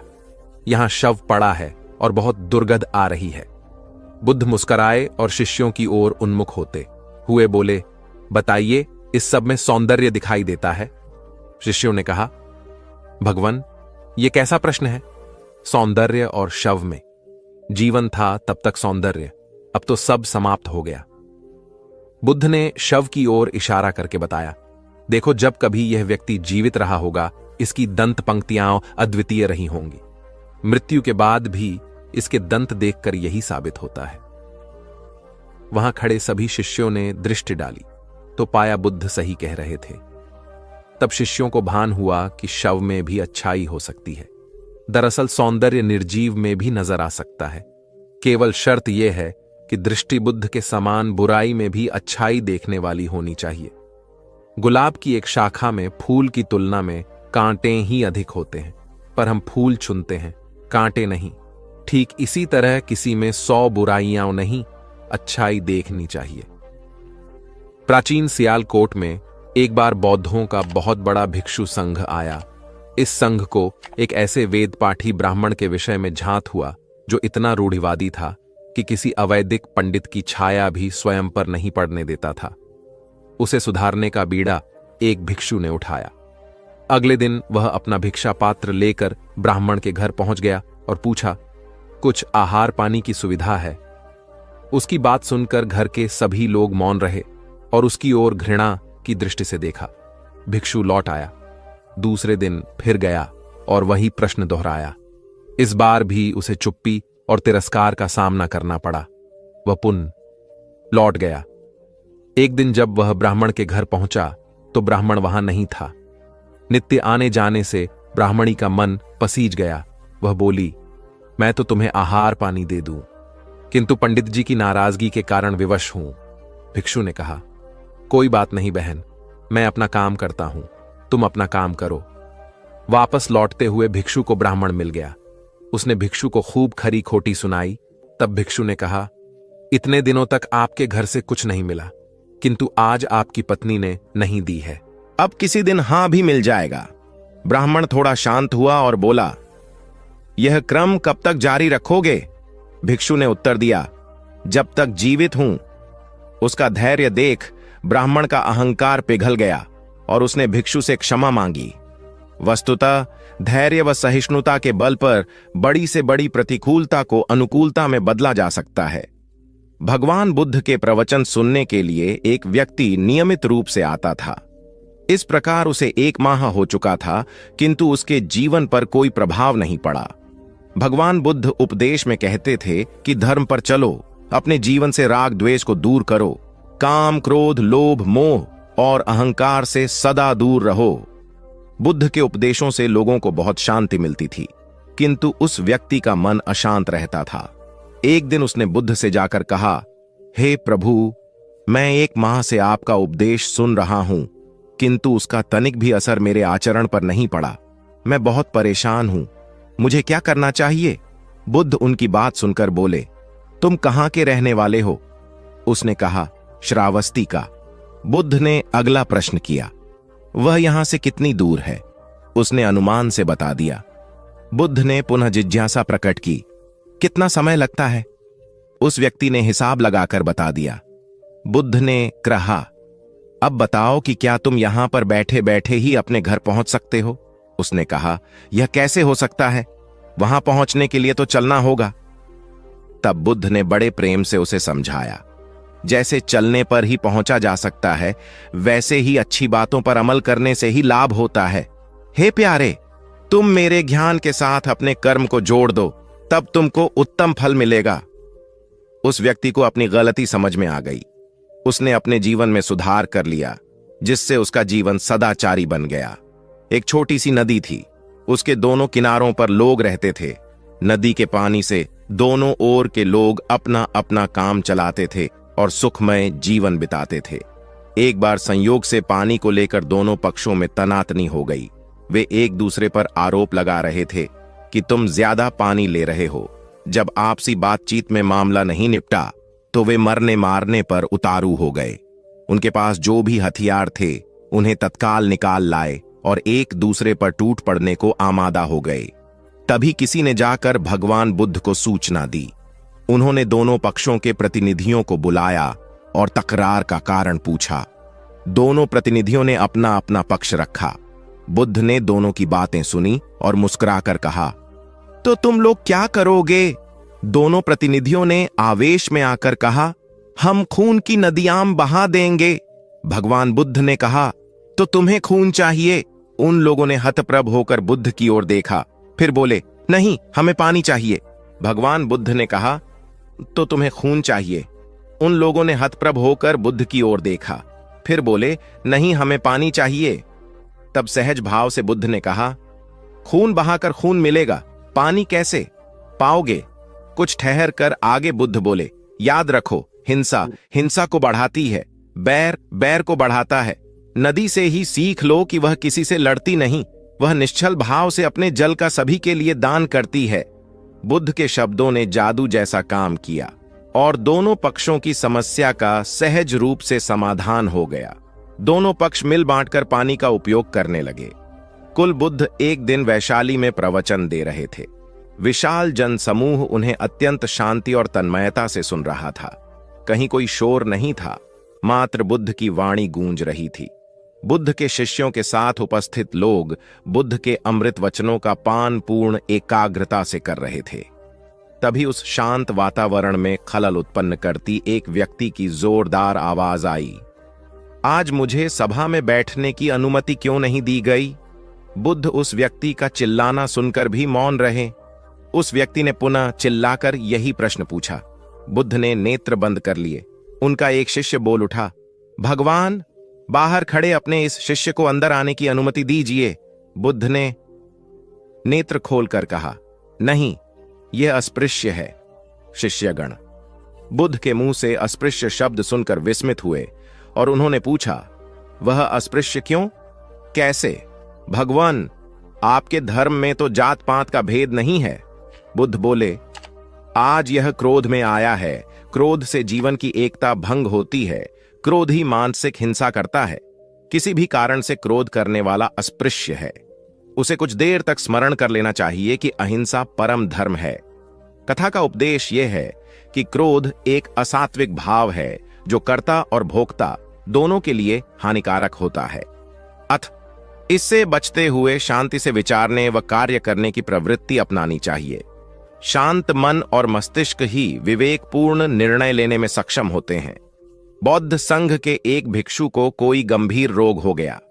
उसकी हालत इतनी खराब हो गई कि वह चल फिर भी नहीं सकता था और मल मूत्र में लिपटा पड़ा रहता था। उसकी यह हालत देख उसके साथी भिक्षु भी उसके पास नहीं आते और घृणा से मुंह फेरकर आसपास से निकल जाते थे। कुछ दिनों बाद बुद्ध को यह बात पता चली तो वे तत्काल अपने प्रिय शिष्य आनंद के साथ उस भिक्षु के पास पहुंचे। उसकी दयनीय दशा से उन्हें घोर कष्ट हुआ। उन्होंने भिक्षु से पूछा, तुम्हें कौन सा रोग हुआ है? भिक्षु बोला, भगवान, मुझे पेट की बीमारी है। बुद्ध ने स्नेह से उसके सिर पर हाथ फेरते हुए प्रश्न किया, क्या तुम्हारी परिचर्या करने वाला कोई नहीं है? भिक्षु की ना सुनते ही बुद्ध ने आनंद से कहा, पानी लेकर आओ, हम लोग पहले इसका शरीर स्वच्छ करेंगे। आनंद पानी लेकर आए। फिर बुद्ध ने भिक्षु के शरीर पर पानी डाला और आनंद ने उसके मल मूत्र को साफ किया। अच्छी तरह धो पोंछ कर बुद्ध ने भिक्षु के सिर को पकड़ा और आनंद ने पैरों को। इस प्रकार उसे उठाकर चारपाई पर लिटा दिया। फिर बुद्ध ने सारे भिक्षुओं को एकत्रित कर उन्हें समझाया, भिक्षुओं, तुम्हारे माता नहीं, पिता नहीं, भाई नहीं, बहन नहीं जो तुम्हारी सेवा करेंगे। यदि तुम परस्पर एक दूसरे की सेवा और देखभाल नहीं करोगे तो फिर कौन करेगा? याद रखो, जो रोगी की सेवा करता है वह ईश्वर की सेवा करता है। दीनहीन के प्रति करुणा व सेवा का भाव इस जगत को बुद्ध का सबसे बड़ा संदेश है, जो प्रत्येक देश, काल, परिस्थिति में प्रासंगिक है। गौतम सिद्धार्थ बुद्धत्व प्राप्त करके महात्मा बुद्ध बन गए। सत्य, अहिंसा और दया की मूर्ति बुद्ध अपने शिष्यों के साथ एक गांव में पहुंचे। कुछ अज्ञानी लोग उनके विरोधी थे। वे बुद्ध को अपशब्द कहने लगे। बुद्ध के शिष्यों को बहुत बुरा लगा, मगर बुद्ध ने उन्हें समझाया, ये लोग तो केवल अपशब्द ही कह रहे हैं। अगर ये पत्थर भी मार रहे होते तो भी मैं कहता कि मारने दो। मैं जानता हूं कि ये लोग कुछ कहना चाहते हैं, लेकिन क्रोध के मारे वह कह नहीं पा रहे हैं। 10 साल पहले यदि यही लोग मुझे गाली देते तो मैं इन्हें भी गाली देता, लेकिन अब तो लेन देन से मुक्ति मिल चुकी है। क्रोध से अपशब्द निकलते हैं। यहां तो क्रोध भवन कब का ढह चुका है। अपशब्द कहने वाले बड़ी मुश्किल में पड़ गए। तभी बुद्ध ने अपने शिष्यों से पूछा, इस गांव में कुछ लोग अपशब्द कह रहे हैं, इन्हें बताओ कि वहां के लोग फल और मिठाइयां लेकर आए थे। बुद्ध ने पूछा, फिर मैंने क्या किया था? शिष्यों ने बताया, आपने सारे फल और मिठाइयां यह कहकर वापस कर दी कि अब लेने वाला विदा हो चुका है, इन्हें वापस ले जाओ। आपने कहा था कि 10 साल पहले आते तो मैं सारे उपहार ले लेता। बुद्ध ने पूछा, फिर उन लोगों ने मिठाइयों का क्या किया होगा? शिष्यों ने बताया, गांव में बांट दी होगी। बुद्ध बोले, उन लोगों ने मिठाइयां गांव में बांट दी, लेकिन मैं उन लोगों से कहूंगा कि अपशब्द में न बांटें। बुद्ध फिर बोले, ये लोग अपशब्दों के थाल सजाकर लाए हैं, लेकिन ये गलत आदमी के पास आ गए हैं। ये मुझसे क्रोध नहीं करवा सकते। ठीक खूंटी की तरह जो किसी को नहीं टांगती, लोग उस पर वस्त्र टांग देते हैं। एक बार जैतवन के सभी ग्रामवासी भगवान बुद्ध के दर्शन करने और उपदेश सुनने के लिए एकत्र हुए। उस समय महाकश्यप, मौदगल्यायन, सारिपुत्र, चुंद और देवदत्त जैसे प्रबुद्ध जन बुद्ध के साथ धर्म विषय गंभीर चर्चा में तन्मय थे। ग्रामवासी थोड़ा ठिठक कर खड़े हो गए, क्योंकि इतने ज्ञानी जनों के बीच उन सभी को असहज सा महसूस हो रहा था। कुछ देर बाद बुद्ध की दृष्टि इन ग्रामवासियों पर पड़ी। उन्होंने तुरंत धर्म चर्चा रोक दी। प्रबुद्ध जन बुद्ध के इस व्यवहार पर चकित हो उठे और प्रश्नात्मक दृष्टि से उनको ओर देखा। बुद्ध अनाथ पिंडक नामक जिज्ञासु से बोले, भद्र, उठो, सामने ब्राह्मण मंडली खड़ी है, उन्हें आसन दो और आतिथ्य की सामग्री ले आओ। अनाथ पिंडक ने पीछे मुड़कर देखा तो उसे ब्राह्मण मंडली तो कहीं नहीं दिखी। मैले कुचैले या फटे वस्त्रों में खड़े ग्रामवासियों का झुंड दिखाई दिया। पिंडक ने शक्ति स्वर में कहा, देव, उन लोगों में एक भी ब्राह्मण नहीं है। ये सभी तो निम्न जाति के हैं, कई तो इनमें शूद्र हैं। बुद्ध गंभीर होकर बोले, पिंडक, जो व्यक्ति सदा श्रद्धावान है वह ब्राह्मण ही है। ये लोग प्रयोजन के लिए भावयुक्त होकर आए हैं, इसलिए इस समय तो ये ब्राह्मण ही हैं। अत तुम इनका समुचित सत्कार करो। कथा का इंगित यह है कि व्यक्ति जन्म से नहीं, कर्म से ब्राह्मण होता है। जो सद्गुणी हों और सत्कर्मी हों, वे शूद्र जाति में जन्मने के बावजूद ब्राह्मण हैं तथा उसी रूप में उनका आदर किया जाना चाहिए। यदि जीवन का संतुलन बिगड़ा और थकान आई तो समझ लीजिए कि बीमारी आई, और यदि वापस ऊर्जा अर्जित करने के लिए विश्राम किया जा रहा है तो ऐसी थकान वरदान भी साबित हो सकती है। इन दिनों जिस तरह की हमारी जीवन शैली है, इसमें असंतुलन बहुत अधिक है। सुबह उठने से लेकर रात को सोने तक शरीर की कुछ नियमित क्रियाएं हैं, आदमी उसे भूल गया है। गौतम बुद्ध बहुत काम करते पर कभी थकते नहीं थे। आज भी कई साधु संत उतना ही परिश्रम कर रहे हैं जितना एक कॉर्पोरेट जगत का सफल व्यक्ति करता है, और जब वे रात को सोते हैं तो पूरी बेफिक्री के साथ। बुद्ध से उनके शिष्यों ने एक बार पूछा था, आप थकते नहीं? बुद्ध का उत्तर था, जब मैं कुछ करता ही नहीं तो थकूंगा कैसे? बात सुनने में अजीब लगती है, लेकिन है बड़ी गहरी। अध्यात्म ने इसे साक्षी भाव कहा है, स्वयं को करते हुए देखना। यह वह स्थिति होती है जब तन सक्रिय और मन विश्राम की मुद्रा में होता है। आज ज्यादातर लोग असमय, अकारण थक जाते हैं, जिसका एक बड़ा कारण असंतुलित जीवन है। एक होता है थकान को महसूस करना, और दूसरा है स्वाभाविक थकान। जिस समय आपकी रुचियों, इच्छाओं और मूल स्वभाव में धीमापन आने लगे, अकारण चिड़चिड़ाहट हो जाए, समझ लें कि यह थकान बीमारी है। इसलिए प्रतिदिन योग, प्राणायाम और ध्यान करें। ये क्रियाएं अपने आप में एक विश्राम हैं। करने वाला कोई और है, हम तो महज उसके हाथों की कठपुतली हैं। यह मनोभाव भी थकान को मिटाएगा। क्या दिक्कत है ऐसा सोच लेने में? महात्मा बुद्ध ज्ञान प्राप्ति के लिए घोर तप में लगे थे। उन्होंने शरीर को काफी कष्ट दिया, यात्राएं की, घने जंगलों में कठिन साधना की, पर आत्मज्ञान की प्राप्ति नहीं हुई। निराश हो बुद्ध सोचने लगे, मैंने अभी तक कुछ भी प्राप्त नहीं किया, अब आगे क्या कर पाऊंगा? निराशा, अविश्वास के इन नकारात्मक भावों ने उन्हें क्षुब्ध कर दिया। कुछ ही क्षणों के बाद उन्हें प्यास लगी। वे थोड़ी दूर स्थित एक झील तक पहुंचे। वहां उन्होंने एक दृश्य देखा कि एक नही सी गिलहरी के 2 बच्चे झील में डूब गए। पहले तो वह गिलहरी जड़वत बैठी रही, फिर कुछ देर बाद उठकर झील के पास गई, अपना सारा शरीर झील के पानी में भिगोया और फिर बाहर आकर पानी झाड़ने लगी। ऐसा वह बार बार करने लगी। बुद्ध सोचने लगे कि इस गिलहरी का प्रयास कितना मूर्खतापूर्ण है। क्या कभी यह इस झील को सुखा सकेगी? किंतु गिलहरी का यह क्रम लगातार जारी था। बुद्ध को लगा मानो गिलहरी कह रही हो कि यह झील कभी खाली होगी या नहीं, यह मैं नहीं जानती, किंतु मैं अपना प्रयास नहीं छोड़ूंगी। अतः उस छोटी सी गिलहरी ने भगवान बुद्ध को अपने लक्ष्य मार्ग से विचलित होने से बचा लिया। वे सोचने लगे कि जब यह नन्ही गिलहरी अपने लघु सामर्थ्य से झील को सुखा देने के लिए दृढ़ संकल्पित है, तो मुझ में क्या कमी है? मैं तो इससे 1000 गुना अधिक क्षमता रखता हूं। यह सोचकर गौतम बुद्ध पुनः अपनी साधना में लग गए, और एक दिन बोधिवृक्ष तले उन्हें ज्ञान का आलोक प्राप्त हुआ।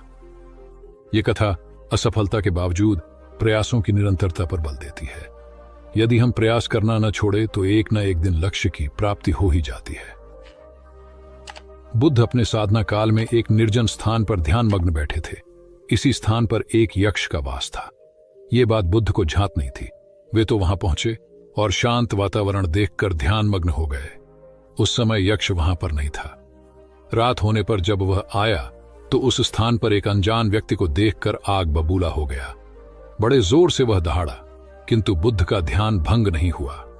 यक्ष ने उन्हें हाथी का रूप धारण कर डराना चाहा, किंतु बुद्ध यथावत ध्यान मग्न बैठे रहे। उसने बुद्ध को डराने के लिए क्रमशः शेर, चीता, बाघ आदि का रूप धारण किया, किंतु बुद्ध अविचलित ही बने रहे। अंत में उसने भयंकर विषधर का रूप धारण कर उनके पैर के अंगूठे को ढंस लिया, किंतु बुद्ध पर उसके विष का भी कोई असर नहीं हुआ। वे अब भी अप्रभावित रहे। विषधर उनके शरीर पर चढ़ गया और उनके गले से लिपटकर उन्हें जोरों से काट लिया, लेकिन इतने प्रयासों के बावजूद भी बुद्ध की साधना को भंग नहीं कर पाया। थक हार कर नीचे उतर आया और उनसे कुछ कदमों की दूरी पर लेटकर अपनी थकान उतारने लगा। ध्यान पूर्ण होने पर बुद्ध ने उसकी तरफ देखा और उसे बहुत स्नेह से दुलारा। उनका निश्चल प्रेम देखकर सर्प का विष अमृत बन गया और यक्ष ने श्रद्धापूर्वक बुद्ध को नमन किया। कहानी का सार यह है कि मन की कलुषता पर एकाग्रता, स्नेह और संभव से ही विजय प्राप्त की जा सकती है।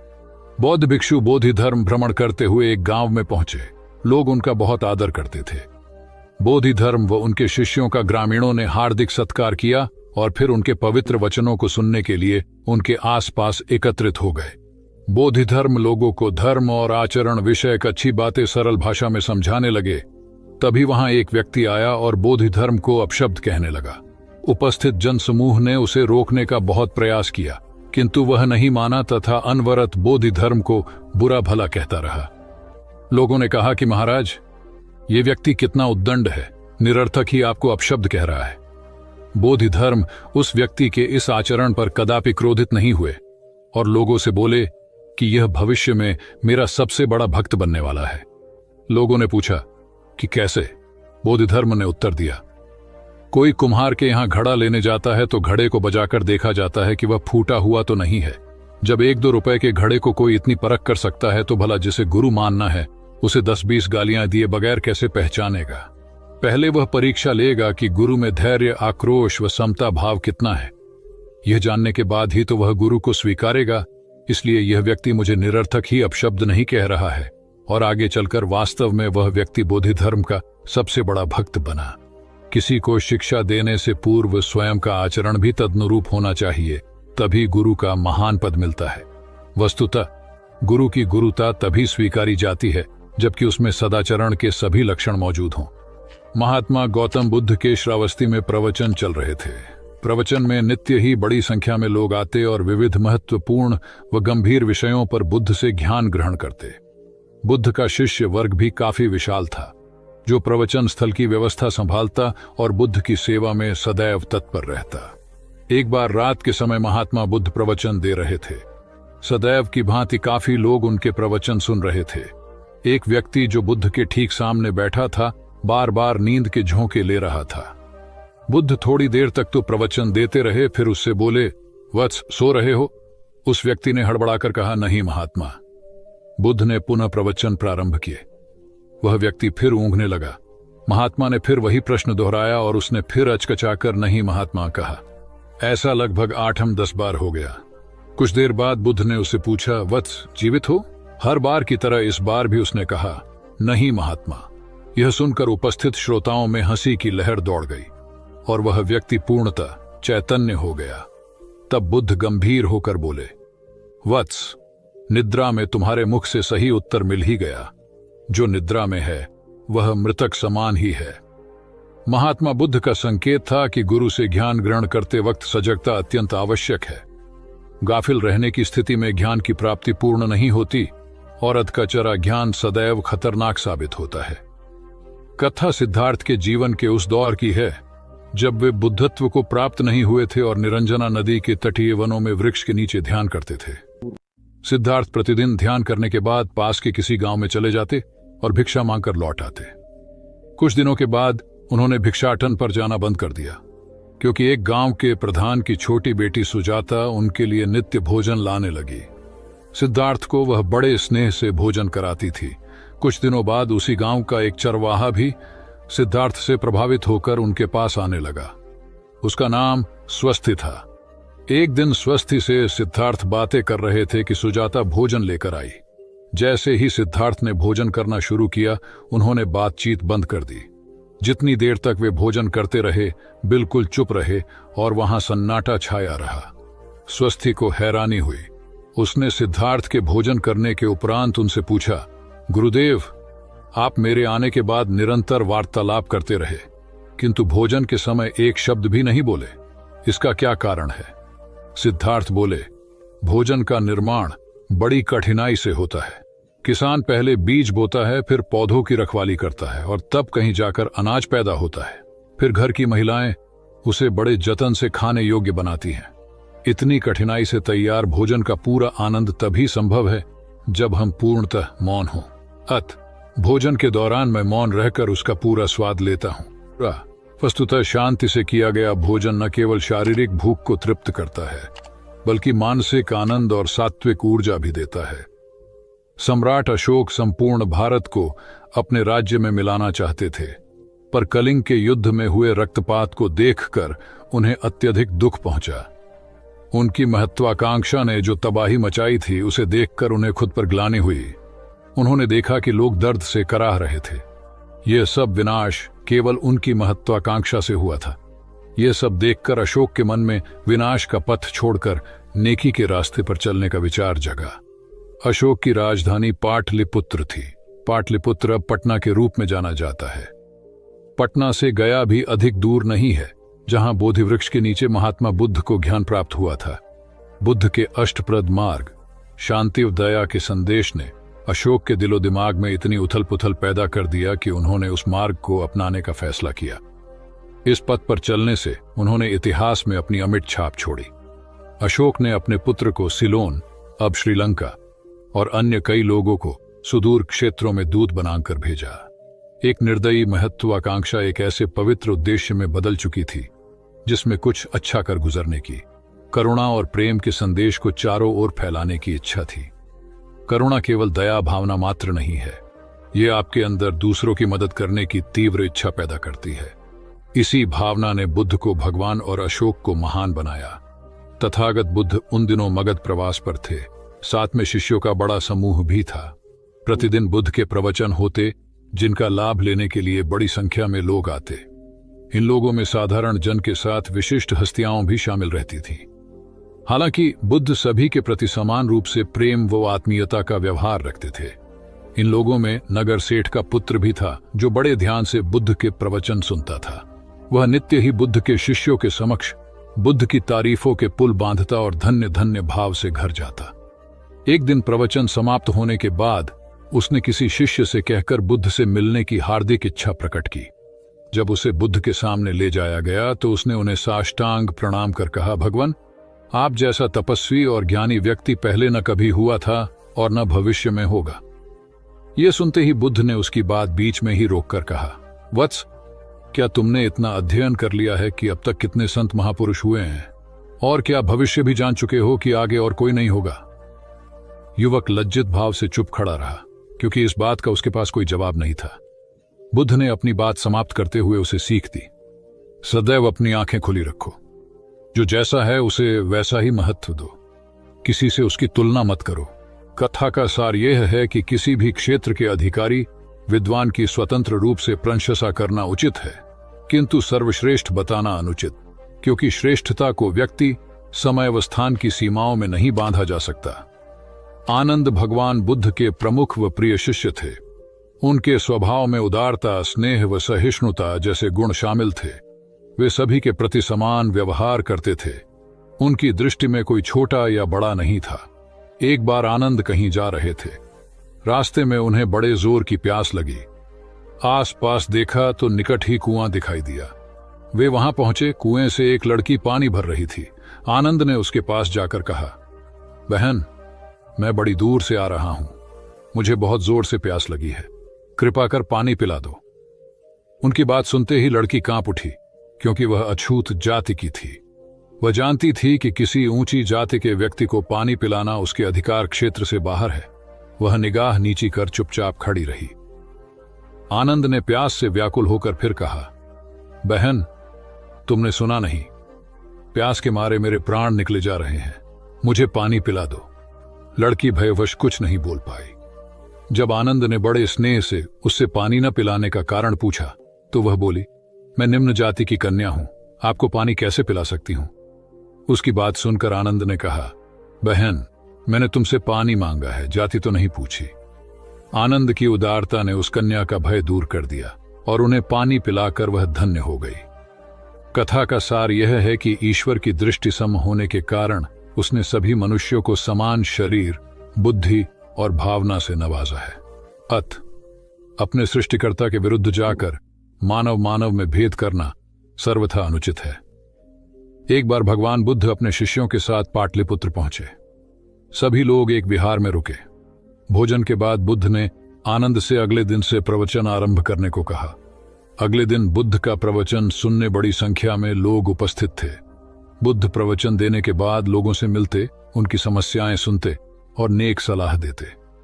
एक दिन प्रवचन के समय बुद्ध के शिष्य आनंद ने उनसे पूछा, भंते, आपके सामने हजारों लोग बैठे हैं, बताइए कि इनमें सबसे सुखी कौन है? बुद्ध ने एक विहंगम दृष्टि भीड़ पर डालते हुए कहा, वह देखो, सबसे पीछे एक दुबला पतला फटे वस्त्र पहने जो आदमी बैठा है, वह सर्वाधिक सुखी है। आनंद सहमत नहीं हुआ। वह बोला, यह कैसे संभव है? वह तो बहुत दयनीय जान पड़ता है। बुद्ध ने अपनी बात सिद्ध करने के लिए बारी बारी से सामने बैठे लोगों से पूछा, तुम्हें क्या चाहिए? किसी ने संतान मांगी तो किसी ने मकान, कोई रोग मुक्ति चाहता था तो कोई अपने शत्रु पर विजय। ऐसा एक भी व्यक्ति नहीं था जिसे कोई इच्छा ना हो। अंत में बुद्ध ने उस फटेहाल आदमी को बुलाकर पूछा, तुम्हें क्या चाहिए? उसने हाथ जोड़कर जवाब दिया, कुछ नहीं। यदि ईश्वर को मुझे कुछ देना ही है तो बस इतना कर दें कि मेरे अंदर कभी कोई चाह पैदा ना हो। मैं ऐसे ही स्वयं को सबसे बड़ा सुखी मानता हूं। उसकी बात सुनकर आनंद से बुद्ध ने कहा, आनंद, जहां चाह है वहां सुख नहीं हो सकता। आनंद ने बुद्ध की इस शिक्षा को सदा के लिए गांठ बांध लिया। सार यह है कि लालसा से लोभ बढ़ता है, जो असंतोष का जनक होता है। यदि सही अर्थों में सुख पाना है तो किसी लालसा की बजाय उपलब्ध स्थितियों में संतुष्ट रहना चाहिए। गौतम बुद्ध ने बहुत से अज्ञानी लोगों को सम्यक दृष्टि प्रदान की थी। तब को बात है, कौसाम्बी में एक ब्रह्मचारी रहता था। उसे अभिमान था कि उस जैसा कोई दविद्वान नहीं है, इसलिए अपने साथ सदैव जलती मशाल रखता था। गौतम बुद्ध ने देखा तो उसे पूछा, अरे, ये मशाल लिए क्यों घूमते हो? ब्रह्मचारी ने उत्तर दिया, सभी प्राणी अंधकार और अज्ञान में पथश्रष्ट हैं, उन्हें रास्ता दिखाने के लिए मशाल लिए घूमता हूं। तथागत ने पूछा, क्या तुम्हें 4 प्रकार की विद्याओं, शब्द विद्या, नक्षत्र विद्या, राज विद्या व युद्ध विद्या का पूर्ण ज्ञान है? ब्रह्मचारी ने अपनी अनभिज्ञता प्रकट करते हुए मशाल फेंककर तथागत के चरणों में मस्तक झुका दिया। उसका ज्ञान गर्व चूर हो गया। जो दूसरों को मूर्ख समझकर उनसे घृणा करता है, वो उस व्यक्ति की तरह है जो स्वयं अंधा होकर दूसरों को मशाल दिखाता घूमता है। अहंकारी कभी विवेकवान नहीं हो सकता और बिना विवेक के सत असत का ज्ञान नहीं हो सकता। अंततः ऐसे विवेकांत व्यक्ति को जीवन में कोई उपलब्धि प्राप्त नहीं होती, हताशा ही हाथ लगती है। काशाय वस्त्र पहन लिए। उसने सुना, आप एकाहारी हो गए हैं, वह भी एकाहारी हो गई। आपने उत्तम पलंग पर सोना त्याग दिया है तो इसने भी त्याग दिया। आपने माला का त्याग किया, गंध का त्याग किया तो इसने भी वह सब त्याग दिया। मायके वाले इसे संदेश भेजते हैं, वे इसे ले जाना चाहते हैं, लेकिन यह यहीं रहती है, इसी कक्ष में। यह गुण की मूर्ति है। राजा स्नेह से अपनी बहू को देखते रहे। अचानक तथागत उठे, उस कक्ष से बाहर चले गए। शाक्य मुनि ने शिष्यों को शांत रहने को कहा था, लेकिन वे स्वयं उस कक्ष से बाहर चले गए। मैं हमेशा सोचता हूं, उस पल क्या हुआ होगा, उनके मन के भीतर कैसे कैसे विचार उठते होंगे। क्या संबोधि एक लघु क्षण होता है या दीर्घ क्षण? क्या संबोधि एक अनंत अभ्यास है? क्या संयम उसका गरुड़यान है? धम्मपद का 13वां श्लोक बार बार याद आता है। यथागारम दुछेन बुट्टी समति विभजति एवं अभावितम चित्तम राघो समति विभजति। घर की छत मजबूत न हो, सही तरह से उसे घास फूस से ढका न गया हो, तो बरसात के दिनों में उसमें से पानी रिसता है, घर भर में फैल जाता है। उसी तरह ध्यान और एकाग्रता हमारे व्यक्तित्व की छत है। एक दिन एक व्यक्ति बुद्ध के पास पहुंचा। वह बहुत अधिक तनाव में था। अनेक प्रश्न उसके दिमाग में घूम घूम कर उसे परेशान कर रहे थे, जैसे आत्मा क्या है, आदमी मृत्यु के बाद कहां जाता है, सृष्टि का निर्माता कौन है, स्वर्ग नरक की अवधारणा कहां तक सच है और ईश्वर है या नहीं। उसे इन प्रश्नों के उत्तर नहीं मिल रहे थे। जब वह बुद्ध के पास पहुंचा तो उसने देखा कि बुद्ध को कई लोग घेर कर बैठे हैं। बुद्ध उन सभी के प्रश्नों व जिज्ञासाओं का समाधान अत्यंत सहज भाव से कर रहे हैं। काफी देर तक यह क्रम चलता रहा, किंतु बुद्ध धैर्यपूर्वक हर एक को संतुष्ट करते रहे। बेचारा व्यक्ति वहां का हाल देखकर परेशान हो गया। उसने सोचा कि इन्हें दुनियादारी के मामलों में पड़ने से क्या लाभ, अपना भगवत भजन करें और बुनियादी समस्याओं से ग्रस्त इन लोगों को भगाए। किंतु बुद्ध का व्यवहार देखकर तो ऐसा लग रहा था मानो इन लोगों का दुख उनका अपना दुख है। आखिर उस व्यक्ति ने पूछ ही लिया, महाराज, आपको इन सांसारिक बातों से क्या लेना देना? बुद्ध बोले, मैं ज्ञानी नहीं हूं और इंसान हूं। वैसे भी वह ज्ञान किस काम का जो इतना घमंडी और आत्म केंद्रित हो कि अपने अतिरिक्त दूसरे की चिंता ही न कर सके। ऐसा ज्ञान तो अज्ञान से भी बुरा है। बुद्ध की बातें सुनकर व्यक्ति को उलझन दूर हो गई। उस दिन से उसकी सोच व आचरण दोनों बदल गए। कथा का सार यह है कि ज्ञान तभी सार्थक होता है जब वह लोक कल्याण में संलग्न हो। महात्मा बुद्ध ने युवक को सत्संग का महत्व समझाया। महात्मा बुद्ध एक गांव में ठहरे हुए थे। वे प्रतिदिन शाम को वहां पर सत्संग करते थे। भक्तों की भीड़ होती थी क्योंकि उनके प्रवचनों से जीवन को सही दिशा बोध प्राप्त होता था। बुद्ध की वाणी में गजब का जादू था। तब बुद्ध ने उसे समझाया, यदि इसी तरह उसे पानी में निरंतर डालते रहोगे तो कुछ ही दिनों में ये छेद फूलकर बंद हो जाएंगे और टोकरी में पानी भर पाओगे। इसी प्रकार जो निरंतर सत्संग करते हैं उनका मन एक दिन अवश्य निर्मल हो जाता है, अवगुणों के छिद्र भरने लगते हैं और गुणों का जल भरने लगता है। युवक ने बुद्ध से अपनी समस्या का समाधान पा लिया। निरंतर सत्संग से दुर्जन भी सज्जन हो जाते हैं, क्योंकि महापुरुषों की पवित्र वाणी उनके मानसिक विकारों को दूर कर उनमें सद्विचारों का आलोक प्रसारित कर देती है। एक आदमी को बुद्ध ने सुझाव दिया कि दूर से पानी लाते हो, क्यों नहीं अपने घर के पास एक कुआं खोद लेते? हमेशा के लिए पानी की समस्या से छुटकारा मिल जाएगा। सलाह मानकर उस आदमी ने कुआं खोदना शुरू किया, लेकिन 7-8 फीट खोदने के बाद उसे पानी तो क्या, गीली मिट्टी का भी चिन्ह नहीं मिला। उसने वह जगह छोड़कर दूसरी जगह खुदाई शुरू की, लेकिन 10 फीट खोदने के बाद भी उसमें पानी नहीं निकला। उसने फिर तीसरी जगह कुआं खोदना शुरू किया, लेकिन यहां भी उसे निराशा ही हाथ लगी। इस क्रम में उसने 8-10 फीट के 10 कुएं खोद डाले, लेकिन पानी कहीं नहीं मिला। वह निराश होकर बुद्ध के पास गया। उसने बुद्ध को बताया कि मैंने 10 कुएं खोद डाले, मगर पानी एक में भी नहीं निकला। बुद्ध को आश्चर्य हुआ। वे स्वयं चलकर उस स्थान पर आए जहां उसने 10 गड्ढे खोदे हुए थे। बुद्ध ने उन गड्ढों की गहराई देखी और सारा माजरा समझ गए। फिर वे बोले, 10 कुएं खोदने की बजाय एक कुएं में ही तुम अपना सारा परिश्रम लगाते तो पानी कब का मिल गया होता। तुम सब गड्ढों को बंद कर दो, केवल एक को गहरा करते जाओ, पानी निकल आएगा। उसने बुद्ध को बात मानकर ऐसा ही किया। परिणाम स्वरूप कुआं पूर्ण होते ही पानी निकल आया। सबने भगवान बुद्ध की जय जयकार की।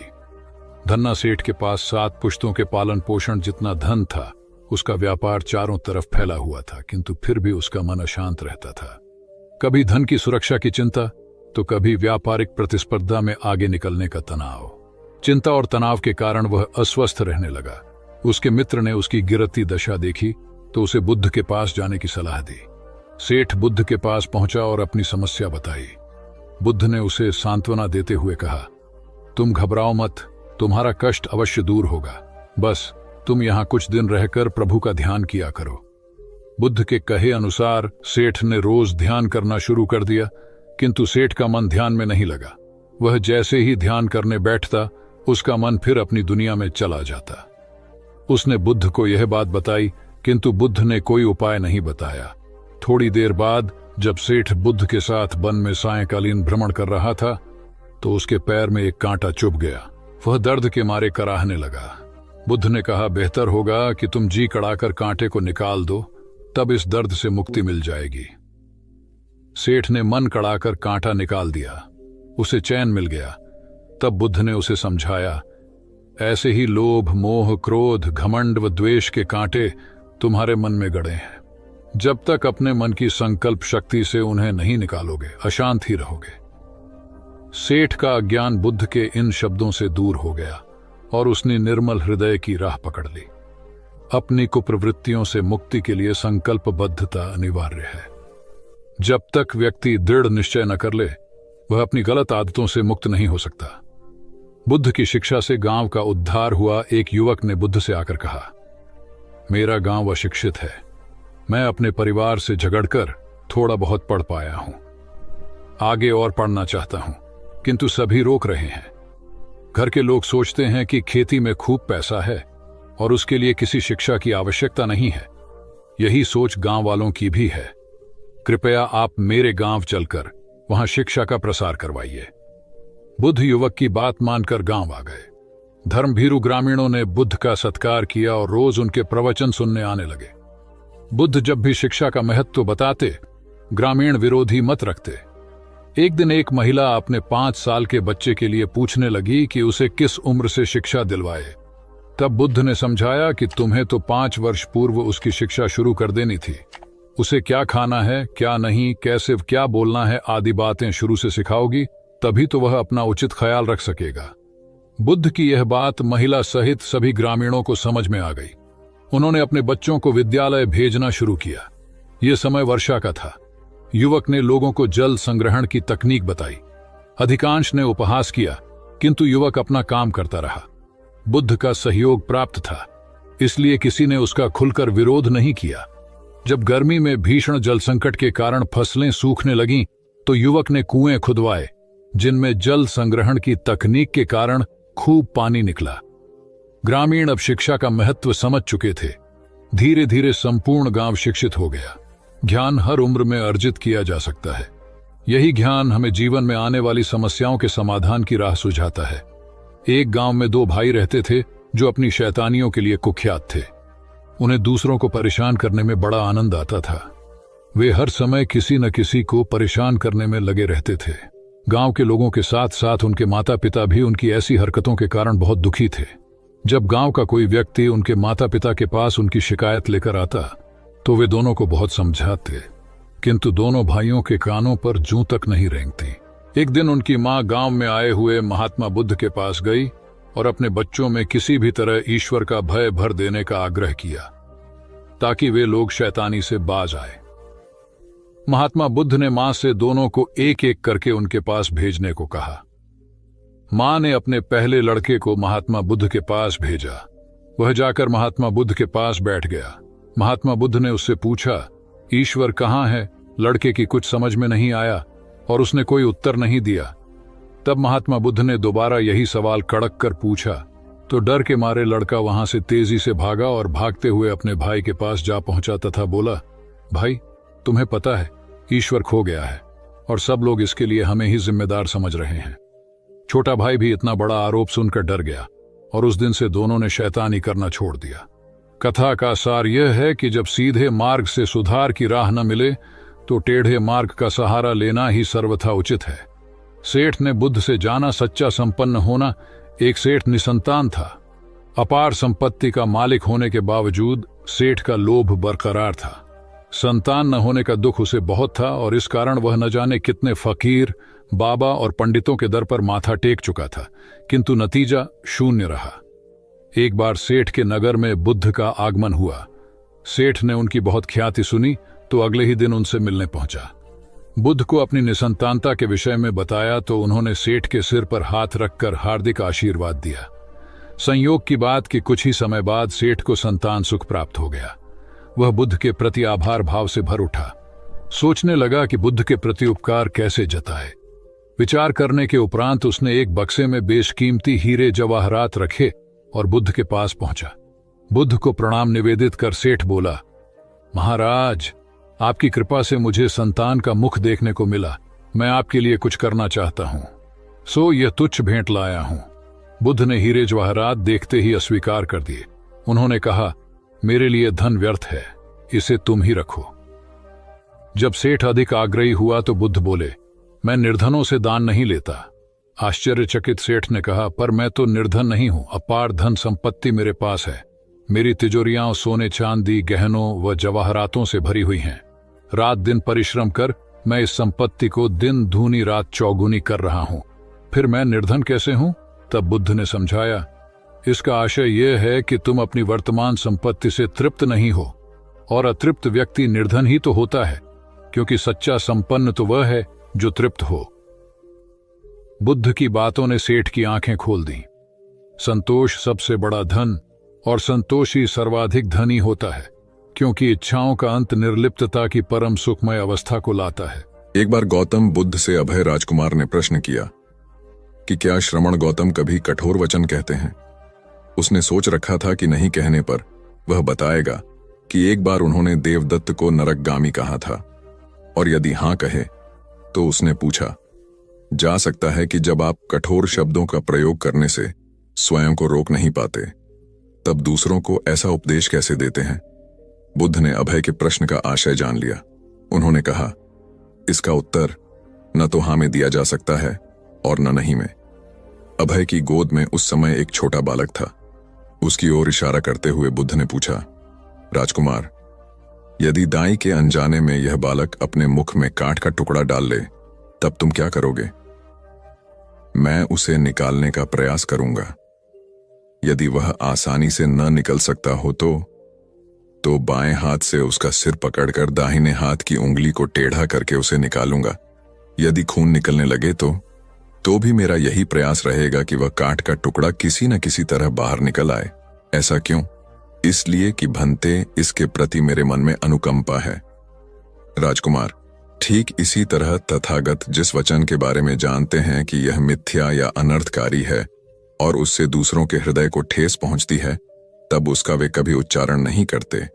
पर इसी तरह जो वचन उन्हें सत्य और हितकारी प्रतीत होते हैं तथा दूसरों को प्रिय लगते हैं, उनका वे सदैव उच्चारण करते हैं।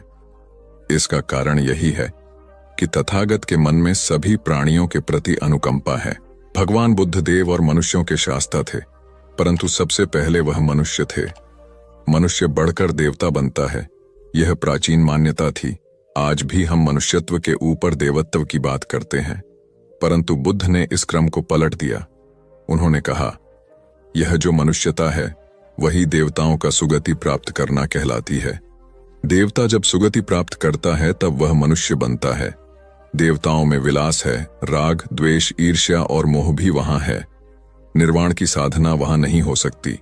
इसके लिए देवताओं को मनुष्य बनना पड़ता है। मनुष्यों में ही देव पुरुष का आविर्भाव होता है, जिनको देवता नमस्कार करते हैं। मानवता धर्म का उपदेश देने वाले बुद्ध स्वयं मानवता के जीते जागते रूप थे।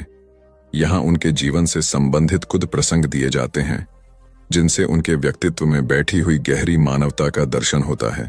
भगवान का परिनिर्वाण होने वाला है। रात का पिछला पहर है।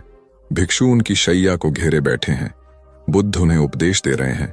कह रहे हैं, भिक्षुओं, बुद्ध धर्म और संघ के विषय में कुछ शंका हो तो पूछ लो। पीछे मलाल मत करना कि भगवान हमारे सामने थे पर हम उनसे कुछ पूछ न सके। कोई शिष्य नहीं बोलता। भगवान 3 बार कहते हैं, पर कोई भिक्षु कुछ पूछने को नहीं उठता। भगवान को शंका होती है कि कहीं वे उनके गौरव का विचार करके पूछने में संकोच तो नहीं कर रहे। इसलिए वह कहते हैं, शायद भिक्षुओं, तुम मेरे गौरव के कारण नहीं पूछ रहे। जैसे मित्र मित्र से पूछता है, वैसे तुम मुझसे पूछो। बुद्ध अपने शिष्यों की समान भूमिका पर आ जाते हैं। उनकी यह विनम्रता मनुष्य धर्म की आदर भूमि है। बुद्ध ने अपने को भिक्षुओं का कल्याण मित्र कहा है, जो उनकी मानवीय सहृदयता और विनम्रता को सूचित करता है। एक दूसरा दृश्य भी उसी समय का है। चंद कर्मार पुत्र के यहाँ बुद्ध ने अंतिम भोजन किया था। उसके बाद ही उन्हें खून गिरने की कड़ी बीमारी हो गई थी, जो उनके शरीरांत का कारण बनी। बुद्ध को उसके हृदय का बड़ा ध्यान था। भक्त उपासक को यह अफसोस हो सकता था कि उसका भोजन करके ही भगवान का शरीर छूट गया। इसलिए आखिरी सांस लेने से पहले उन्होंने आनंद को आदेश दिया, आनंद, चंद कर्मार पुत्र की इस चिंता को दूर करना और कहना, आयुष्मान तूने बद्धा लाभ कमाया कि मेरे भोजन को करके तथागत परिनिर्वाण को प्राप्त हुए। जिसके हृदय में अगाध करुणा थी, वह ऐसा क्यों न कहता। उसने अपने पति के द्वारा बुद्ध के चरणों में प्रणाम अर्पित करवाया। भगवान ने उसे आशीर्वाद देते हुए कहा, कोल्य पुत्री सुप्रवास, सुखी हो जाए, चंगी हो जाए। सुखी और चंगी होकर बिना किसी कष्ट के वह पुत्र प्रसव करे। ब्राह्मणों के साथ भी उनकी पूरी सहानुभूति थी, जैसे कि विश्व के सभी प्राणियों के साथ उनकी पूरी सहानुभूति थी। बावरी नामक ब्राह्मण के एक शिष्य ने जब अपने गुरु की ओर से भगवान के चरणों में प्रणाम निवेदन किया, तो भगवान ने आशीर्वाद देते हुए कहा, शिष्यों सहित बावरी ब्राह्मण सुखी हो। माणवक, तुम भी सुखी हो, चिरजीवी हो। बुद्ध के पास छोटा बड़ा जो भी जाता था, वह उससे कहते थे, आओ, तुम्हारा स्वागत है। भगवान अपनी अंतिम यात्रा में पावा और कुसीनारा के बीच जा रहे थे। रास्ते में उन्हें पुक्कुस मल्लपुत्र नामक व्यापारी मिला। उसने उन्हें एक दुशाला भेंट किया, परंतु भगवान उसे अकेले कैसे आड़ते। वह अपने शिष्य आनंद को सम्मानित करना चाहते थे। उन्होंने कहा,